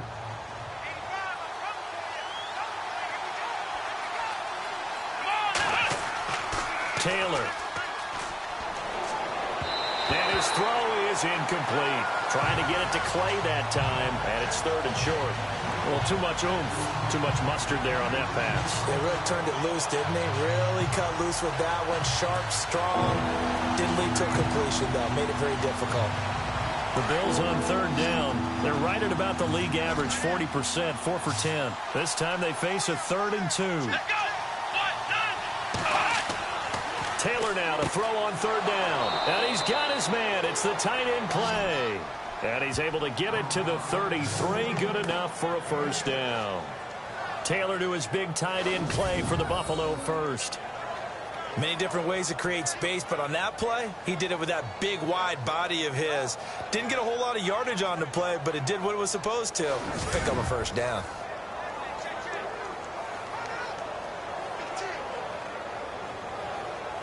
Offense comes to the line now, 1st and 10.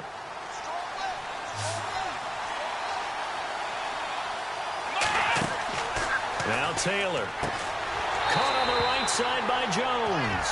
And a big collision there as he winds up flat on his back. That'll set him back with a loss of 3 on the play. And it'll bring up a 2nd and 13. They threw the screen to the perimeter, but to no benefit at all. Tackled behind the line of scrimmage for a loss of yardage.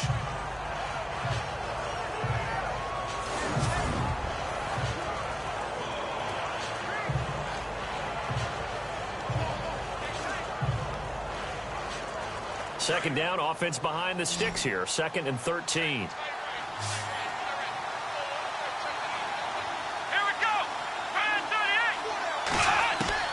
Throwing again, it's Taylor. Over the middle, complete to Tate. Only 3 yards on the catch. It's 3rd down. When you see zone defense and you know you've got a drag route on as your primary call, you've got to be really careful as a passer about how far you let your guy go because he might wander into some tough coverage. So a 3rd and 10, and defensively, a dime look, 6 DBs. Taylor will throw again. This for his running back, McCoy. And he showed some fancy footwork on the juke, but then quickly taken down. Call it a gain of 5, and that's going to bring up a 4th down.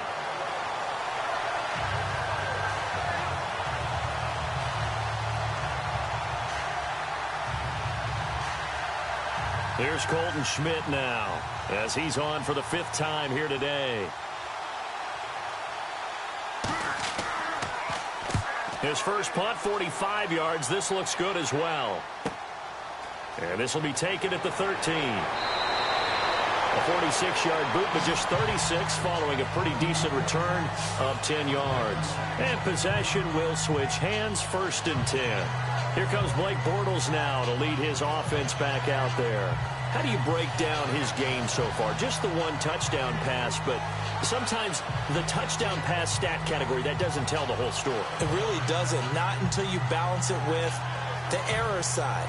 You know, and in this case, he hasn't thrown any interceptions. So a lot of people would call this almost a pedestrian game, kind of a bus driver game. But that's just really wrong.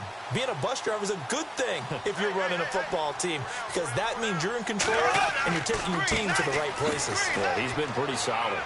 And a short gain there as he'll get it up only to about the 24. 2 yards on the carry there. It'll be 2nd down. Well, he was looking for some running room, and there wasn't a whole lot of it there on that play. I think he was lucky to get a couple of yards out of it, because those defenders, they were rallying to the football pretty quickly. Looks like the defense in press coverage here.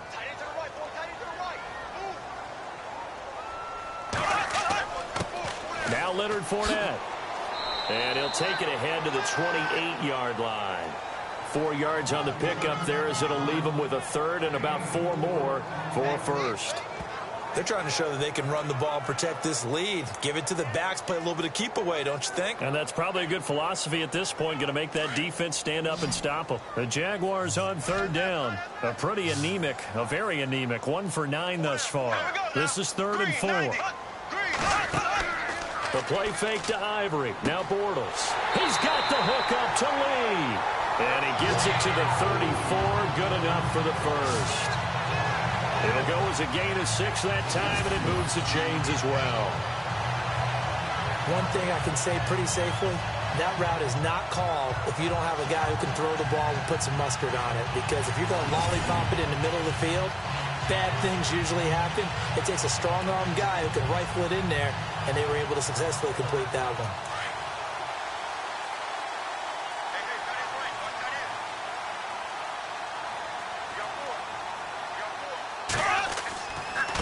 They'll run with Fournette. And he'll get this up to about the 40. He'll get a nice chunk there on the first down run, and it's 2nd and 4. Let's talk a little football 101 here, because one of the keys to advancing the ball downfield, success on first down. Huge difference, as we know, between 2nd and 4 and 2nd and 8 and 9.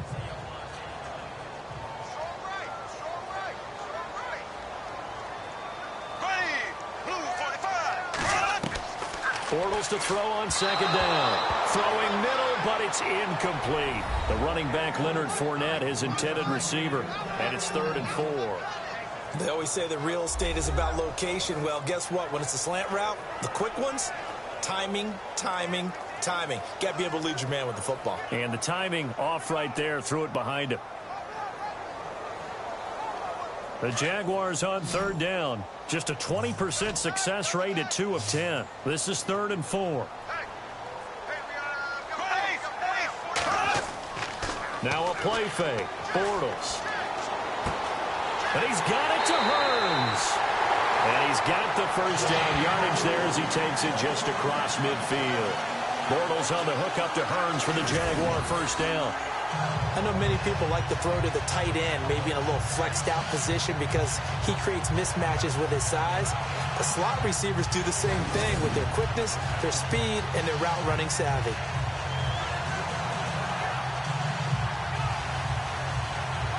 And here comes play number 6 on this drive.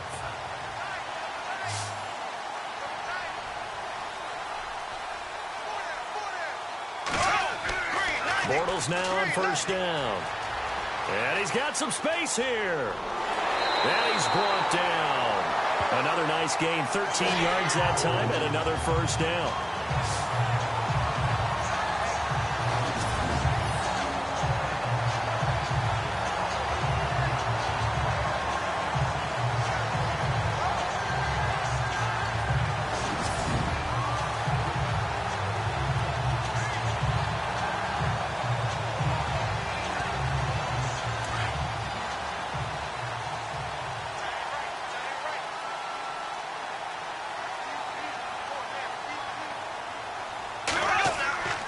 Play action. Now it's Bortles. Now he's hit, and Bortles fumbled. It's loose. And the Bills have recovered. Another tough one there for Blake Bortles, partner. 2015, led the league in fumbles as a quarterback, had 14 of them. But you just expect that to get better with experience in the league and, of course, better support from his offensive line. In this case, though, he kind of reverted back to that year. And now out come the Bills. And a tight game after punting last time. See if they can get something going on this drive. As they head to the field now, with the game this close, you've got to feel there's a sense of urgency for them going on offense right now. But they have to do it without letting panic creep in and affect their play.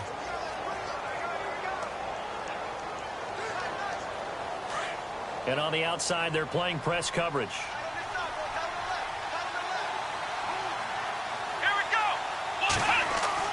Following the fumble recovery, it's Taylor. Oh, he's got a little daylight. Brought down, but after we saw a flashy little move, stopped short of the 40. Give him 6 on the play, and it's a second down.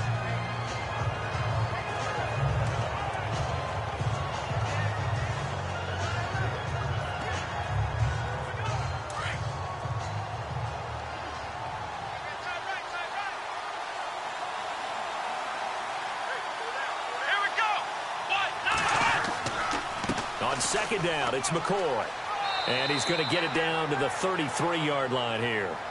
9 yards on the pickup there, and it keeps the drive alive. So many teams want to throw the ball in this situation nowadays, but I love watching a team that has enough confidence to go ahead and run the football in that situation. That's almost a tendency breaker.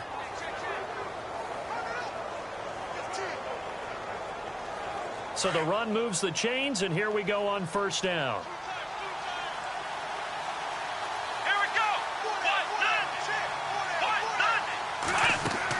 And they'll keep it on the ground with McCoy. And he'll get this down to about the 30, 31-yard line.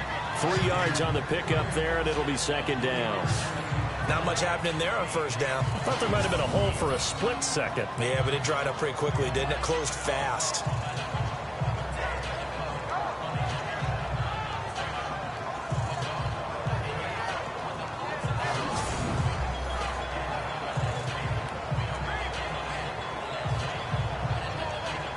See if they stay on the ground for second down.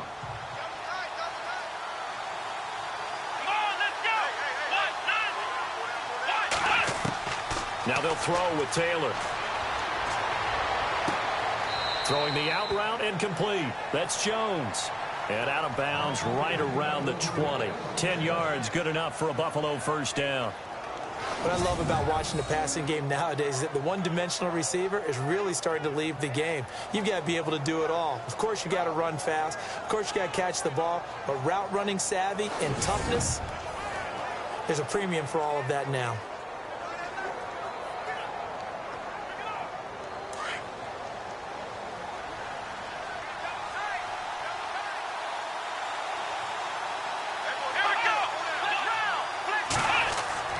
Now a 20th carry here for McCoy. And he'll get this one down to about the 17. A gain of 3, second down. Tough day, tough sledding right there, and it's been that way the entire game. Not a whole lot of room to ramble for him. Yeah, you're right. It's been that way all afternoon. Didn't get a whole lot better there.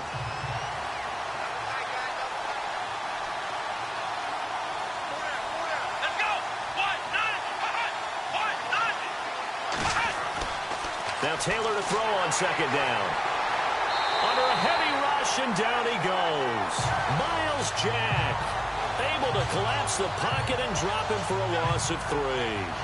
Well, that play was the very definition of fast, quick, and in a hurry. Suddenly, he was there. In a blink of an eye, that happened fast, and a big sack.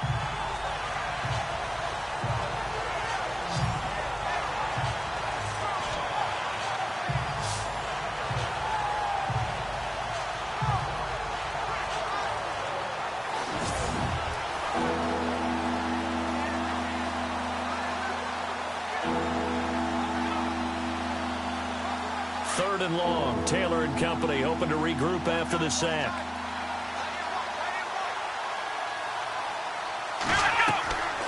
They'll run it now out of the gun. And on this one, he'll get to the 15, right at the 15-yard line. It's a gain of 5 on the play, and it'll bring up a 4th down. And there's a run to be happy with. Good, solid yardage. He'll take that any time you hand the ball to her back.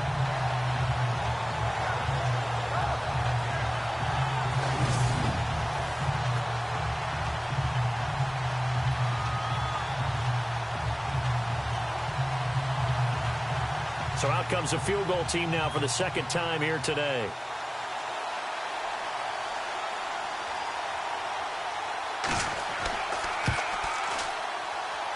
And Hauschka's kick is good. And the Bills have taken the lead. So he missed a field goal earlier, but he says not this time, and he's able to knock it through to give his guys 3. And that's all you want as a kicker, a chance to redeem yourself. You got to have a short memory if you're going to survive at this level, and he's able to get back on track.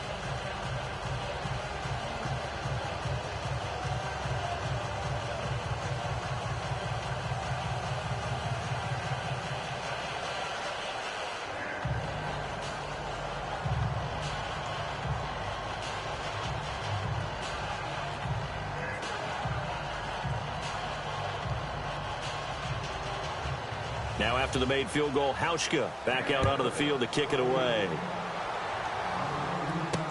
To return it is Corey Grant. Oh, good move. And he will be taken down here on the return on what will wind up being the final play of this third quarter. 3 quarters have come and gone. We'll return with more after this. This is the NFL, and it's on EA Sports. Back now in Jacksonville. This one's still anybody's ball game. It's a 1-point difference here as we begin the fourth quarter of play.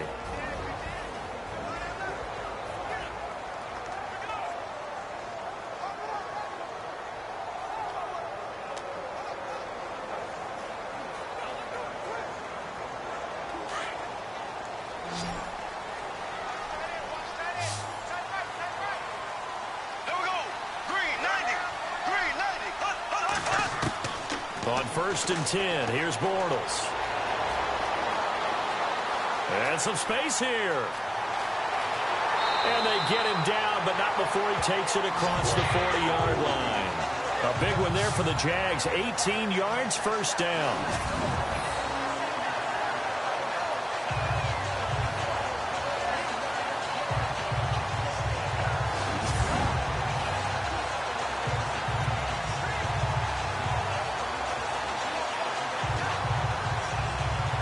Fresh set of downs here. Looking to jam the receivers at the line here. Press coverage look defensively. Here we go now. Throwing on first down is Bortles. He's got the hook up here on the comebacker. Complete.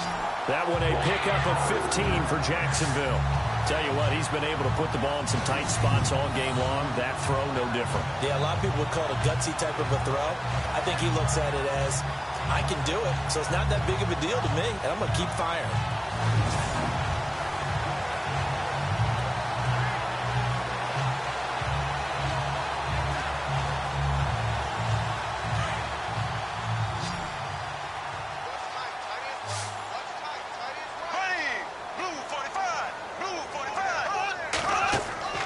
They fake the handoff. Now Bortles.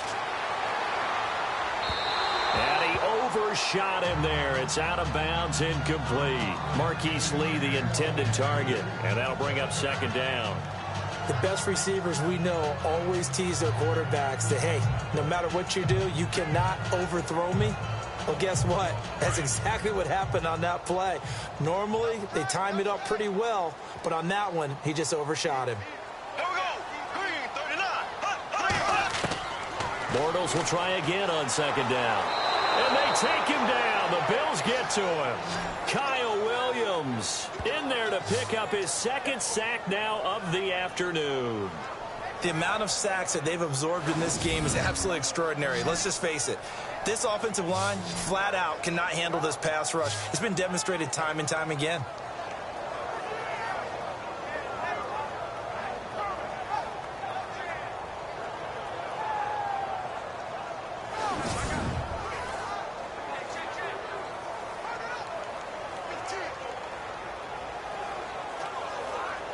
Following the sack, 3rd and long for Bortles and the Jags. On play action, now Bortles. Oh, he's got a man wide open, complete. First down, Jacksonville. The passing game looking sharp on this drive for the Jags. Well, clearly one of his advantages as a passer is his height. Sit back in the pocket, fired over the middle. That makes things tougher defensively, doesn't it? It really does, because your goal is to move the quarterback off his initial spot when he gets his drop back completed. But when you have that type of height, he can stay in there. If he's willing to take the hits and just fire over the top, which saves him time and actually completes a play a little bit quicker than it normally does for a quarterback that has to slide and find open space to throw. On first down, Bortles. And no escaping this time as he'll go down. They got him for a sack. Brandon, I think you understand the type of afternoon this offensive line is having. It is a long one for them. Long for you to spend it with me. Long for them trying to block those guys. They've given up a whole lot of sacks, and the speed and quickness of that defensive line is eating them alive.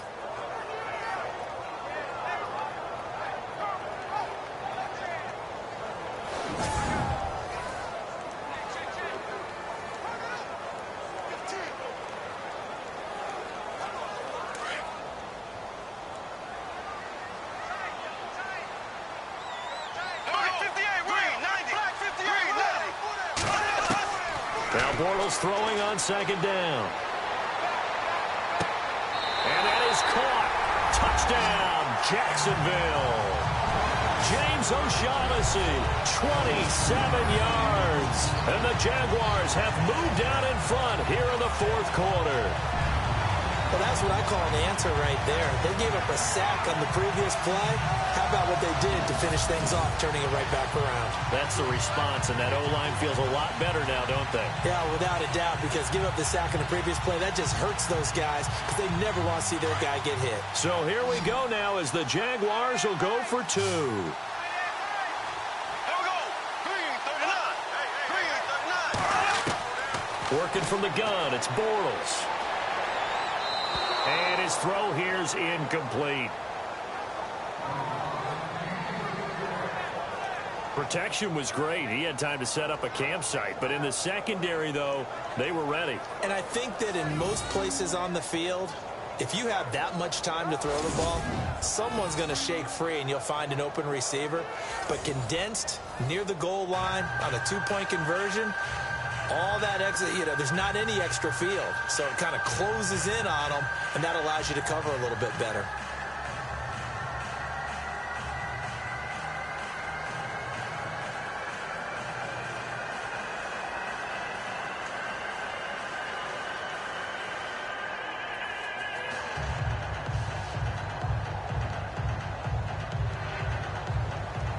Here's Lambeau out to kick this one away.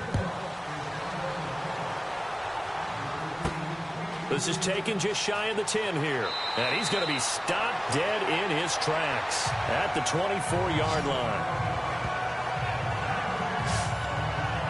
And here come the Bills. And after the field goal last time, let's see what they can get here. At least they got points out of the last drive, Charles. I never met an offensive coach that didn't want to drive to end with a kick. Most of them wanted to end with a PAT, right? In this case, a field goal, they'll take it. Way better than the alternative, which is a punt. Yeah, but you met fan bases that wanted that, that weren't happy with that field goal. I haven't met a fan base yet that wants to drive to end with a kick, other than the extra point. That's it. Here we go. They'll run it now out of the gun. And this one goes nowhere. Losing yardage back at the 22. That's going to go as a loss of 2, and it'll be second down. The best play callers in any league know how to break their tendencies. They study themselves, they self-scout, and they realize most of the time you don't call a draw play on 1st and 10. So every so often you insert that play just to make the defense think, even if it's not successful.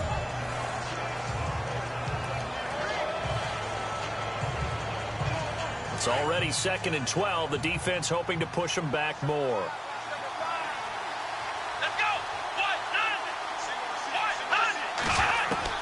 From the shotgun, it's Taylor. And an alley to run. Takes this up just short of the 30, but he was able to avoid that earlier tackle. Nice move. 7 yards on the play, and they're going to face a 3rd down.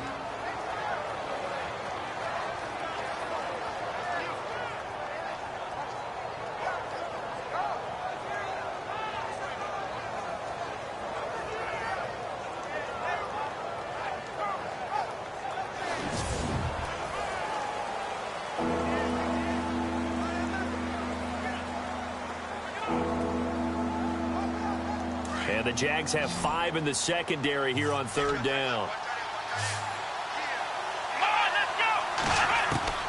Out of the gun, it's Taylor. And he's got room.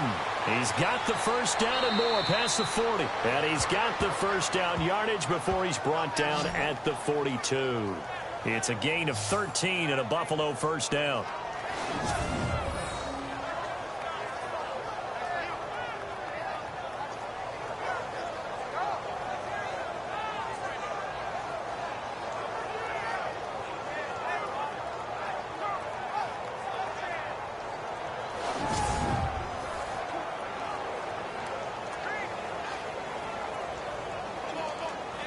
The offense lining up 1st and 10. Let's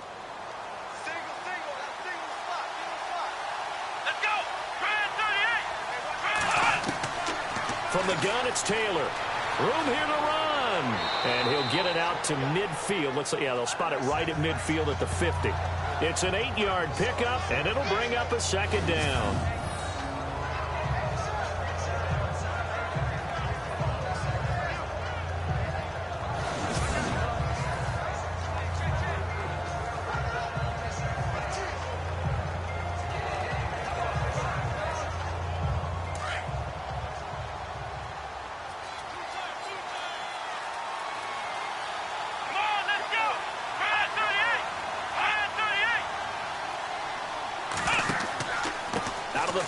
It's McCoy. And he's going to be met at the line of scrimmage and taken down. He got maybe a half yard at most, but officially they'll be left with a 3rd and 2. They were stopped on that play. He's had plenty of carries all afternoon. Every now and then the defense is going to win one, but I don't think they'll shy away from handing it to him the rest of the game.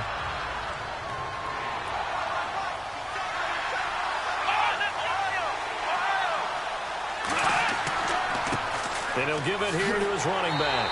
And he might have got this across midfield, not by much. They'll mark it down at the 49. He needed 3. He got 2. Now that'll set up an interesting situation here on 4th and a yard. This late in the game, Charles, I think you maybe seriously have to think about going for it. Especially where they are in terms of field position, because this is almost like no man's land. Might hurt your punter because there might not be enough space, maybe too far for your field goal kicker. I'm like the old rule. Possession is 9/10 of the law. Possession is 9/10 of winning the game. Go for it. Get the first down. Close it out.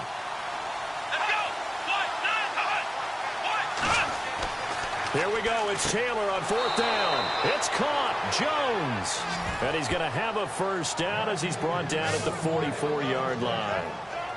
Felt compelled to go for it there on 4th down, trailing in the 4th quarter. They got it done. And there's always a lot of pressure on a 4th down call. Doesn't matter the distance. You still have to get it done, as you noted, and they did.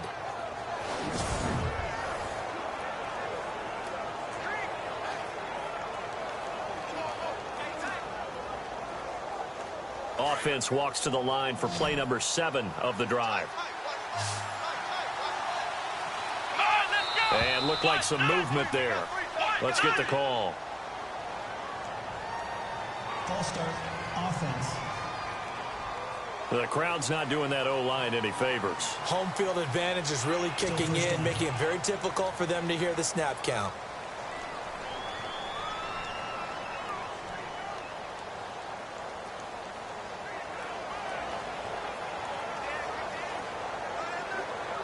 Here we go on 1st and 15.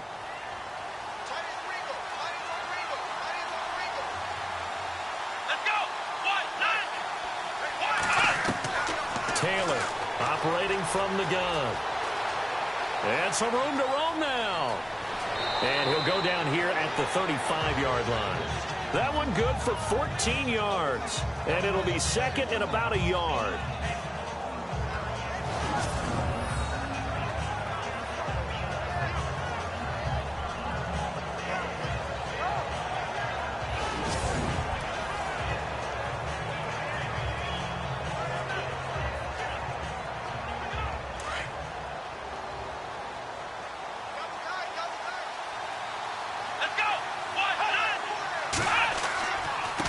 Now a handoff as they run left side. Able to fight through one tackle. And brought down, but not before they're inside the 25. It's a gain of 13 and a Buffalo first down. We use the word relentless a lot with guys who are aggressive on the field. In this case, it really fits, doesn't it? How about his ability to break tackles and his feet never stop moving?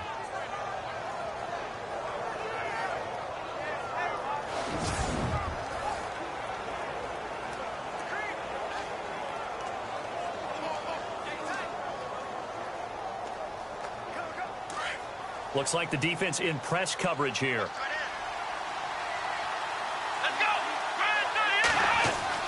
On 1st down, it's Taylor. Oh, he's got some breathing room.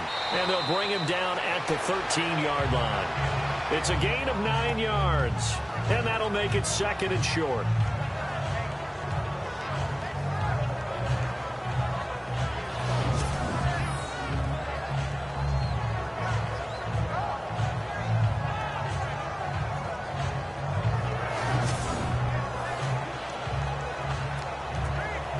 And this seemingly endless drive continues.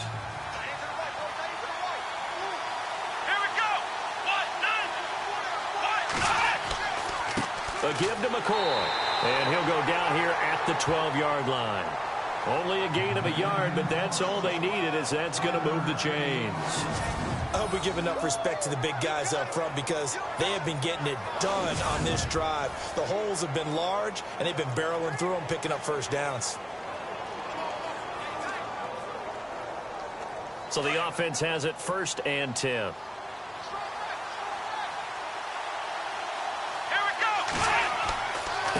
This is McCoy. And able to push his way forward here for a good little gain. Give him 5 on the carry there, and it'll be 2nd down.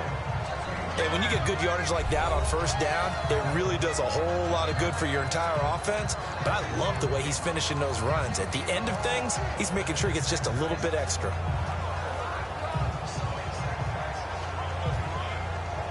A long drive here. Play 12 coming up for the offense.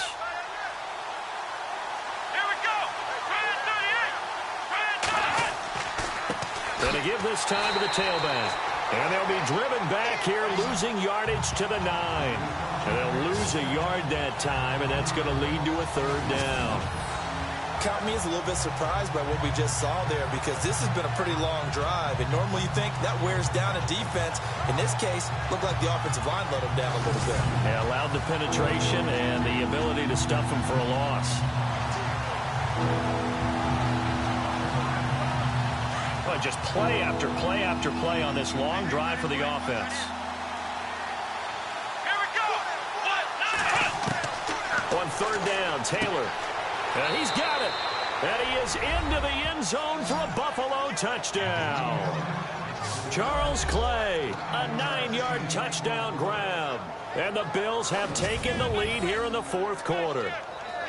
Boy, it's nice to have that big, reliable target you can go to. Each and every time. A lot of people see that position as a fallback. Throw it to them when all else fails. Not at all. This guy can make plays, and that's exactly what he just did. Yeah, play here for a touchdown. All right, now a big 2-point conversion attempt still to come.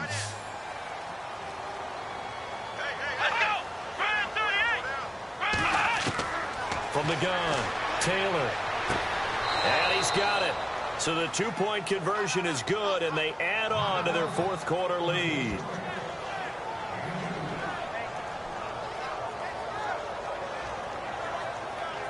So they make the decision. They want a 3-point lead versus a 2-point lead, and they got it. Yeah, at this stage of the game, it seems like the exact right thing to do. Put a little pressure on your defense, but the biggest thing now is you're making the other team chase you.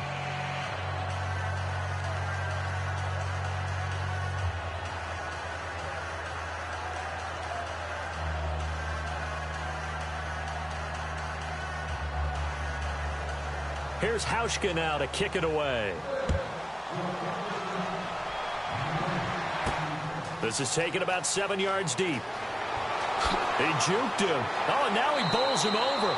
And he will be brought down here at about the 17-yard line. And now out come the Jags.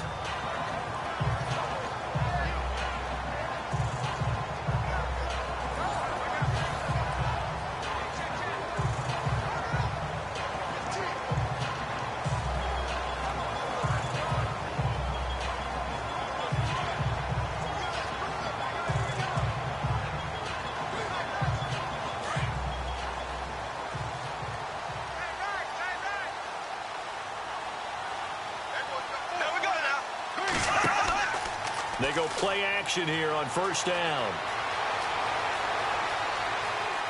Going up top. And nearly picked off there, and it would have been a great time for their first pick.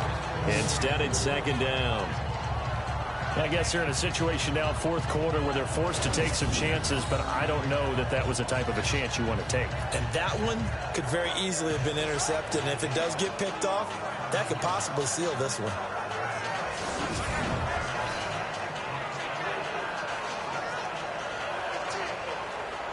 Second down here after the incomplete pass.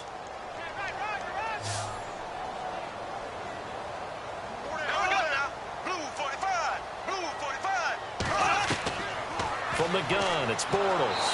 Now the pressure comes, and he goes down. Just inside the 10, back at the 9. This has been a tough one for this offensive line. It appears almost like they've been on roller skates this entire game, the way they've been pushed around. 6 sacks given up in this one.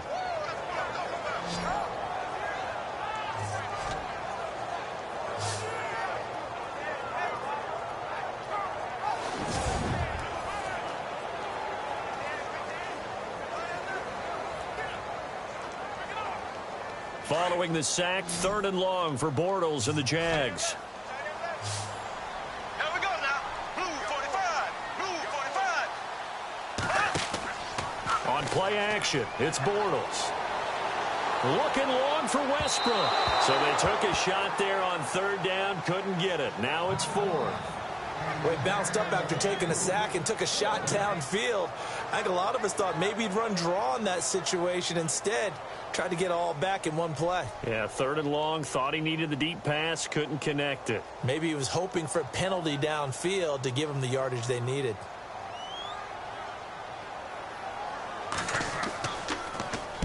Nortman on to kick as he sends it away.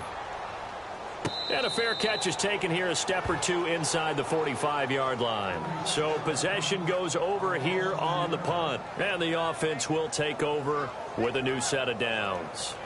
Now the Bills offense gets ready to head back onto the field. They had to go a long way on their last drive to score the touchdown. This time they get at least a little bit more of a cushion with field position. I have to think that with this field position, after what they did on the last drive, they might want to take a shot right now and try and cut down the length of the drive.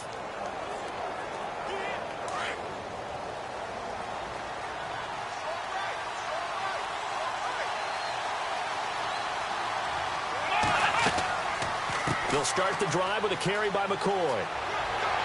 And he'll take it down shy of the 45 at the 46. Give him 10 yards on the pickup, and that'll make it 2nd and a foot or so.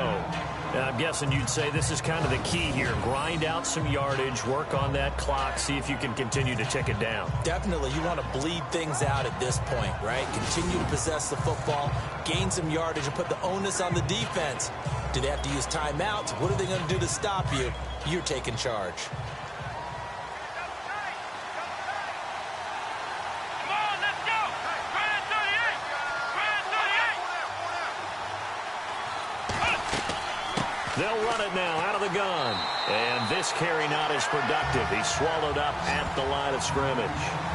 Officially, it's no gain on the play, and they'll remain a few inches shy of a first with 3rd down looming. Now, obviously, that's some good work there defensively, being able to stop them and bringing up a key 3rd down. But if you're on the offensive side of the ball, there's an opportunity, because I know what defensive guys are thinking right now. Just stop them, get to the ball. That means they might not be sound defensively. There could be some opportunities. And you said key 3rd down. Now look at this. They get the turnover they needed. It's intercepted. Picked off by Barry Church. And he brings it back to right around the 26-yard line. Well, and I saw the pressure coming at him. That just looked problematic. Hit him as he threw it, and the interception ensued. Let me pay homage to the man who stood in this spot before. He always talked about how much pressure is in the face of a guy, and can he step into a throw. And when you can't do that, oftentimes interceptions result. And out now comes Jacksonville as they get ready to go. And on the last go-around, they really couldn't get anything going. They had to punt from deep inside their own territory, which means you're going to lose the field position battle as a general rule. What they're looking for now is a little more consistency, move the ball at least a few times on offense, get a couple of first downs, and hopefully flip the field. Yeah, just something to build off of. That's what they're looking for here.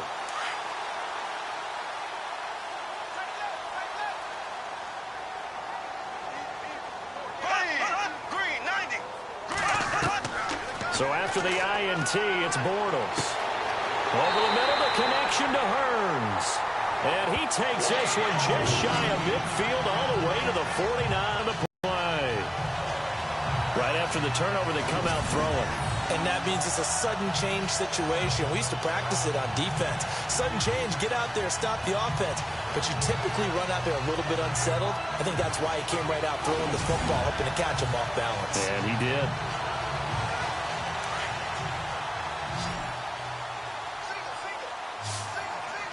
Here we go. Bills now on first down. Thrown across his body, and it's intercepted. Picked off by Micah Hyde, and he's able to get it back to the 41-yard line.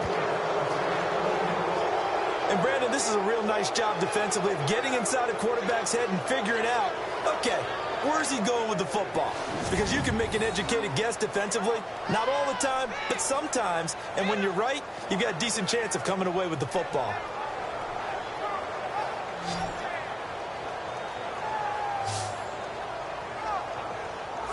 The Bills offense now, they get set to head back onto the field. And following the interception, just any interception, are you a little bit more cautious when you start that next drive, or no, you just throw that out the window? I think you are. I don't think that there's any way you can run back out there and go, totally didn't affect me. Let's just go ahead and be loose with the football again. You're going to take care of it, but you have to be careful about being too cautious because now you can't run any offense at all. Still want to attack. We'll see how they attack them here.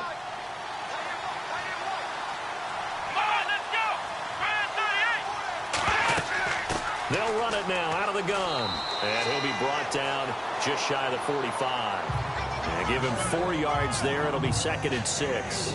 Got to figure now, after getting that turnover, they're just going to be happy to keep the ball on the ground, right? This is where covering the football, taking care of the ball, all the ball security terms that have ever been used, they come into play for the guys on offense right now. Just take care of it, and they've got a good chance of ending up winning this game. Let's go!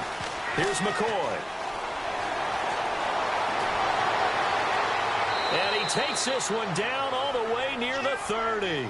Good yardage as he rumbles for 24 and a first. Do my eyes deceive me, or is he getting stronger as this game moves along? Burst seems just as good here in the 4th as it was way back in the 1st, doesn't it? I do believe someone put a lot of time in the offseason and continues to condition during the season in order to continue to carry the ball at this rate.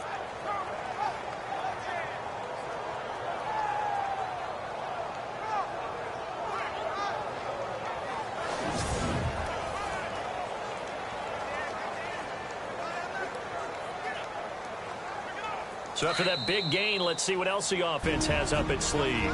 Time for a break. We'll come back for the electrifying conclusion after this.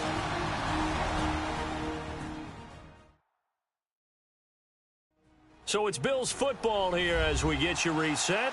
They've got a 1st and 10 as they look to try and finish this one off.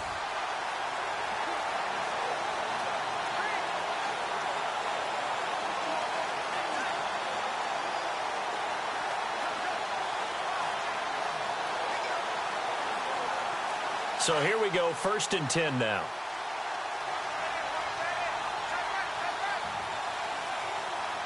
Here we go! They'll try the right side with McCoy. And he's going to get this one down to the 30. So fresh out of the 2-minute warning, and here's another timeout taken with 1:55 remaining.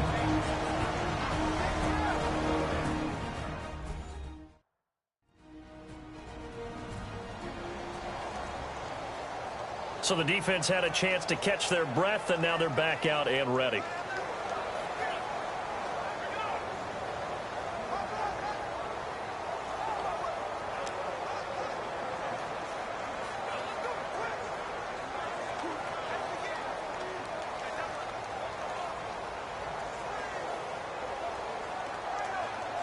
And after the play on the ground, that brings up 2nd down here.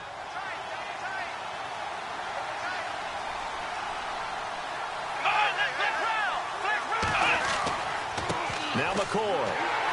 And maybe a measure of revenge there. He's had his way in this one, but this time they get him behind the line. Whistles now and a timeout. So defensively they burn it here with 1:51 left.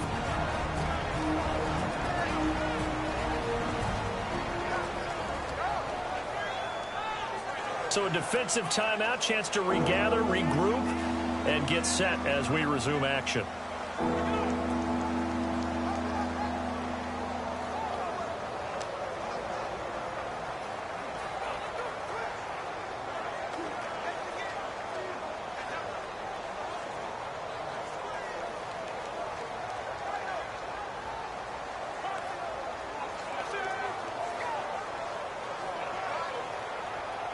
The 22 is the line to gain here on third down. Come on, let's go. Taylor with a give to McCoy. And he'll take this inside the 30 to about the 29, maybe the 28-yard line. And now we're going to get a timeout here called by the defense. It'll be their third and final timeout, so as they talk things over, we'll step aside.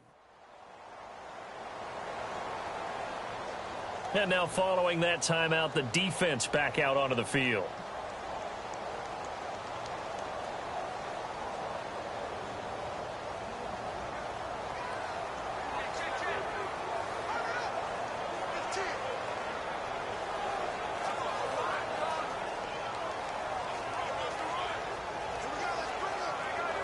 A pressure spot now for a guy who's been here before, and that's Stephen Hauschka. From the right hash, this from 45 yards away.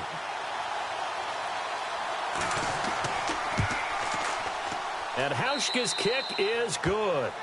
And that will double their lead as it's up to 6. So they get the 3 here, but you wonder whether that's going to be enough. Yeah, I mean, you've now made it so they need a touchdown rather than a field goal to catch them. But you're right. If they'd gotten 6 out of that drive, this would be a much different game.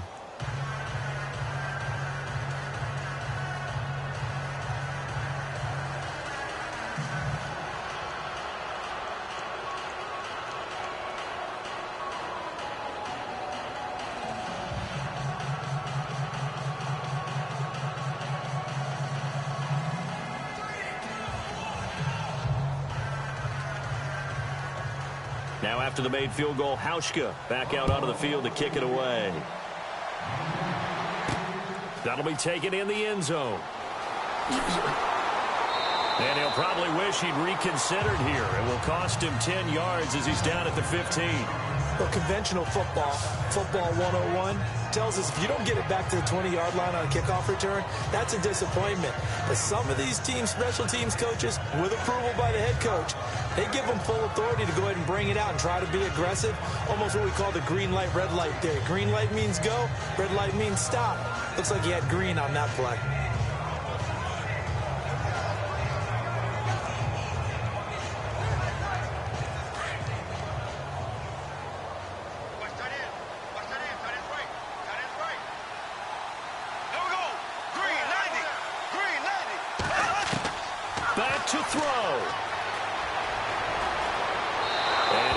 This one incomplete. Seeing no options, he throws it away.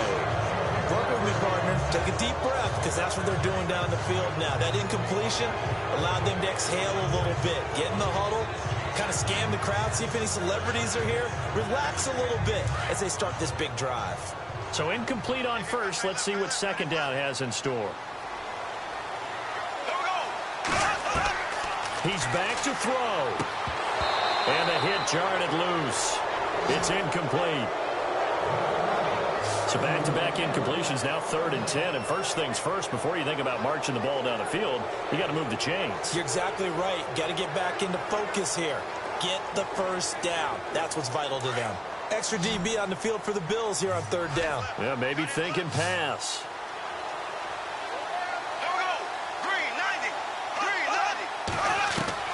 They'll look to throw.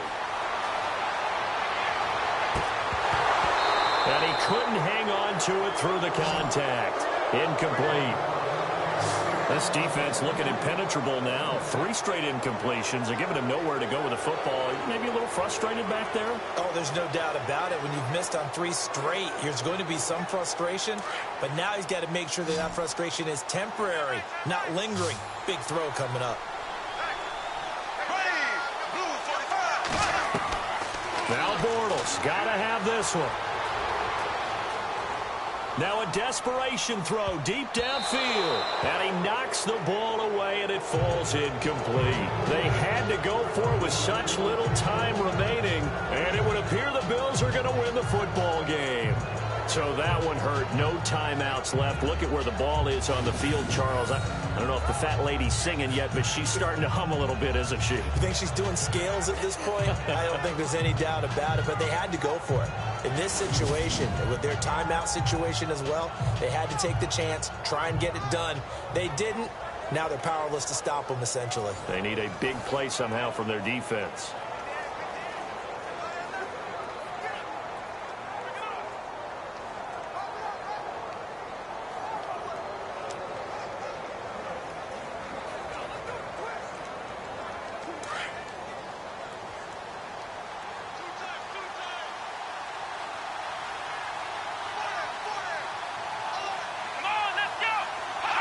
The Bills on their way to victory now as they take the knee.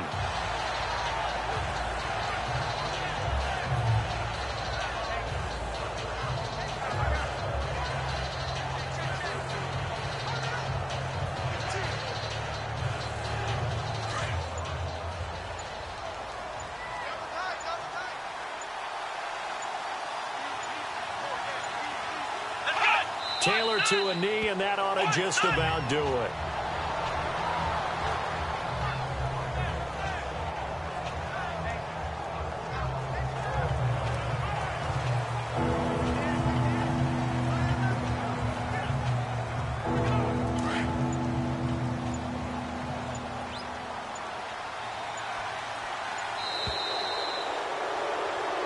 A lot of scoring. There's no doubt about that in this one, Charles. Points, they were not at a premium. They were pretty easy to come by. They were, but it was fun, wasn't it? Because both teams finding ways to click.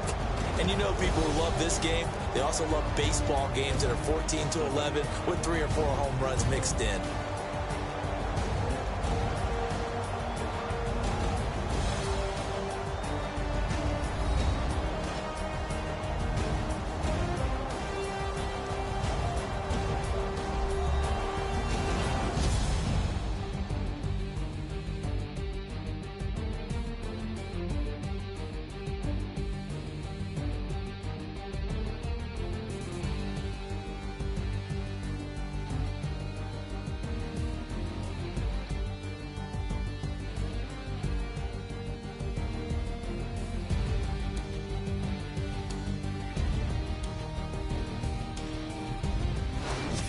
That'll do it for us. For Charles Davis and all our hardworking crew, I'm Brandon Gaudin. You've been watching the NFL on EA Sports. For more, find us on Twitter at EA Madden NFL. With that, we sign off from Jacksonville.